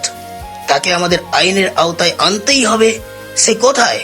আমি জানি না সে কোথায়, কিন্তু সে যদি অপরাধী হয় তবে এই লোকগুলো কি? আপনারা আগে এদের অ্যারেস্ট করুন। ইয়ানা, তুই কি পাগল হয়েছিস? তুই ওই রাস্তার ভিকারিটার জন্য আমাদের পুলিশে দিচ্ছিস? হ্যাঁ দিচ্ছি, কারণ এই ভিখারিটা তোদের মতো বেইমান না। ও আমার স্বামী, আর আমার স্বামীর দিকে যে আঙুল তুলবে আমি তার হাত কেটে ফেলবো। হঠাৎ পুলিশ স্টেশনের মূল দরজায় একটা ভারী জুতোর শব্দ শোনা গেল। সবাই দরজার দিকে তাকালো। ইয়ানার বুকটা ধক করে উঠল। দরজায় দাঁড়িয়ে আছে নয়ন। তার কালো জ্যাকেটটা একটা জায়গা থেকে ছিঁড়ে গেছে। বাম হাত দিয়ে রক্ত ঝরছে। মুখটা ফ্যাকাশে, কিন্তু চোখের সেই ধারালো দৃষ্টিটা এখনো অটুট। নয়ন! ইয়ানা পাগলের মতো ছুটে গিয়ে নয়নকে জড়িয়ে ধরল। নয়নের আহত হাতে চাপ লাগায় সে একটু কুকড়ে উঠল, কিন্তু পরক্ষণেই ডান হাত দিয়ে ইয়ানাকে শক্ত করে বুকে চেপে ধরল। ইয়ানা, এত শক্ত করে ধরলে তো আমি মরেই যাব। তুই এখানে কেন এসেছিস বোকা ছেলে? কেন এসেছিস? তোকে না আমি পালিয়ে যেতে বললাম? তোর হাত দিয়ে রক্ত পড়ছে। আমি কি তোমাকে ছেড়ে কোথাও যেতে পারি ইয়ানা? আমি তো তোমাকে বলেছিলাম আমি তোমার পিচ্চি বর। বর কি কখনো বউকে রেখে পালায়? ওয়েলকাম ডেভিল, অবশেষে তুমি ধরা দিলে। আমি ধরা দেইনি রফিক, আমি আত্মসমর্পণ করেছি, কারণ আমি চাই না আমার রানীর সারা জীবন একজন পলাতক আসামির স্ত্রীর পরিচয় নিয়ে কাটুক। আমি সব প্রমাণ দিয়েছি, এখন তুমি বিচার করো। তোমার প্রমাণগুলো আমি দেখেছি নয়ন। তুমি যা করেছো আইন নিজের হাতে তুলে নিয়েছো, কিন্তু তুমি দেশের অনেক বড় ক্ষতি হওয়ার থেকে বাঁচিয়েছো, তাই তোমার শাস্তি খুব বেশি একটা হবে না। আর এই শুয়োরগুলোকে আমি আজ ওই রিমান্ডে পাঠাচ্ছি। কনস্টেবল, নিয়ে যাও এদের। না, ছেড়ে দিন আমাকে, আমি কিছু করিনি। ইয়ানা মা, আমাকে বাঁচা। তোর বাবাকে বল আমাকে বাঁচাতে। বাবা তোমাদের সাথে কোনো সম্পর্ক রাখবে না চাচি, নিজেদের পাপের শাস্তি ভোগ করো। পুলিশ ইমরান, রুবিনা আর তিয়াশাকে টেনে হিঁচড়ে লকআপের দিকে নিয়ে গেল। রফিক নয়নের দিকে এগিয়ে এলো। নয়ন, তোমার হাত থেকে প্রচুর রক্ত পড়ছে, আগে আগে হাসপাতালে চলো। আমি ওর সাথে যাব, ওকে আমি একা ছাড়বো না। হাসপাতালে নয়নের হাতে ব্যান্ডেজ করা হলো। বুলেটটা শুধু হাত ছুঁয়ে বেরিয়ে গেছে, তাই খুব একটা বড় ক্ষতি হয়নি। নয়ন হাসপাতালের বেডে শুয়ে আছে, ইয়ানা তার পাশে বসে আছে। নয়নের ডান হাতটা নিজের দু হাতে শক্ত করে ধরে আছে। ইয়ানার চোখ এখনো ভেজা। ইয়ানা, তুমি এখনো কাঁদছো? এই ডেভিলের তো কিছু হয়নি। একদম ডেভিল শব্দটা উচ্চারণ করবি না, তুই ডেভিল হবি শত্রুদের জন্য। আমার কাছে তুই শুধু আমার বোকা, নিরীহ আর পিচ্চি স্বামী। তুই আমাকে কতটা ভয় পাইয়ে দিয়েছিস জানিস? আমি জানি ইয়ানা, আমাকে মাফ করে দাও। আমি আর কখনো তোমাকে ছেড়ে যাব না। হঠাৎ কেবিনের দরজা খুলে ভেতরে ঢুকলেন আকবর সাহেব, সাথে সালমা বেগম আর দাদিমা। ইয়ানা অবাক হয়ে তাদের দিকে তাকালো। ইয়ানা মা আমার। আকবর সাহেব দৌড়ে এসে ইয়ানাকে বুকে জড়িয়ে ধরলেন। তিনি হাউমাউ করে কাঁদছেন। আমাকে তুই মাফ করে দে মা। আমি টাকার মোহে অন্ধ হয়ে নিজের ভাই, বউ আর ওই ইতর ইমরানকে বিশ্বাস করেছিলাম। আজ পুলিশ আমাকে সব বলেছে। এই নয়ন বাবা যদি না থাকতো তাহলে আজ আমি রাস্তার ভিখারি হয়ে যেতাম। আমার মেয়েকে আমি কতদিন বুকে জড়াইনি। তুই আয় মা, আমার বুকে আয়। ইয়ানা তার মায়ের বুকে মুখ লুকিয়ে ডুকরে কেঁদে উঠল। দীর্ঘদিনের জমে থাকা অভিমান আজ এক নিমেষেই ধুয়ে মুছে গেল। দাদিমা এগিয়ে এসে নয়নের মাথায় হাত বুলিয়ে দিলেন। ভাই নয়ন, তুই আমাদের পরিবারের সম্মান বাঁচিয়েছিস। আমি বুড়ি মানুষ, তোকে ছোট লোক বলেছিলাম, আমাকে তুই ক্ষমা করে দিস ভাই। দাদিমা, আপনি এসব কি বলছেন? আপনি তো আমার গুরুজন। আর আঙ্কেল, ইয়ানা আমার স্ত্রী, ওর সম্মান আর আপনার সম্মান রক্ষা করা তো আমার দায়িত্ব। তুই শুধু আমার মেয়ের জামাই না, তুই আজ থেকে আমার নিজের ছেলে। তোকে আমি আমার সব ব্যবসা বুঝিয়ে দেবো। তুই আর ইয়ানা মিলে সব সামলাবি। বাবা, নয়ন তো পড়া শেষ করেনি, ও ভার্সিটিতে পড়ে। ও আগে ওর পড়াশোনা শেষ করবে, তারপর ব্যবসা। ইয়ানা, আমি তো হ্যাকিংয়ে অলরেডি পিএইচডি লেভেলের। একদম চুপ। তুই বই খাতা নিয়ে আবার ভার্সিটিতে যাবি, আর আমি তোকে পড়াবো। আমি তোর লেকচারার ছিলাম, মনে আছে?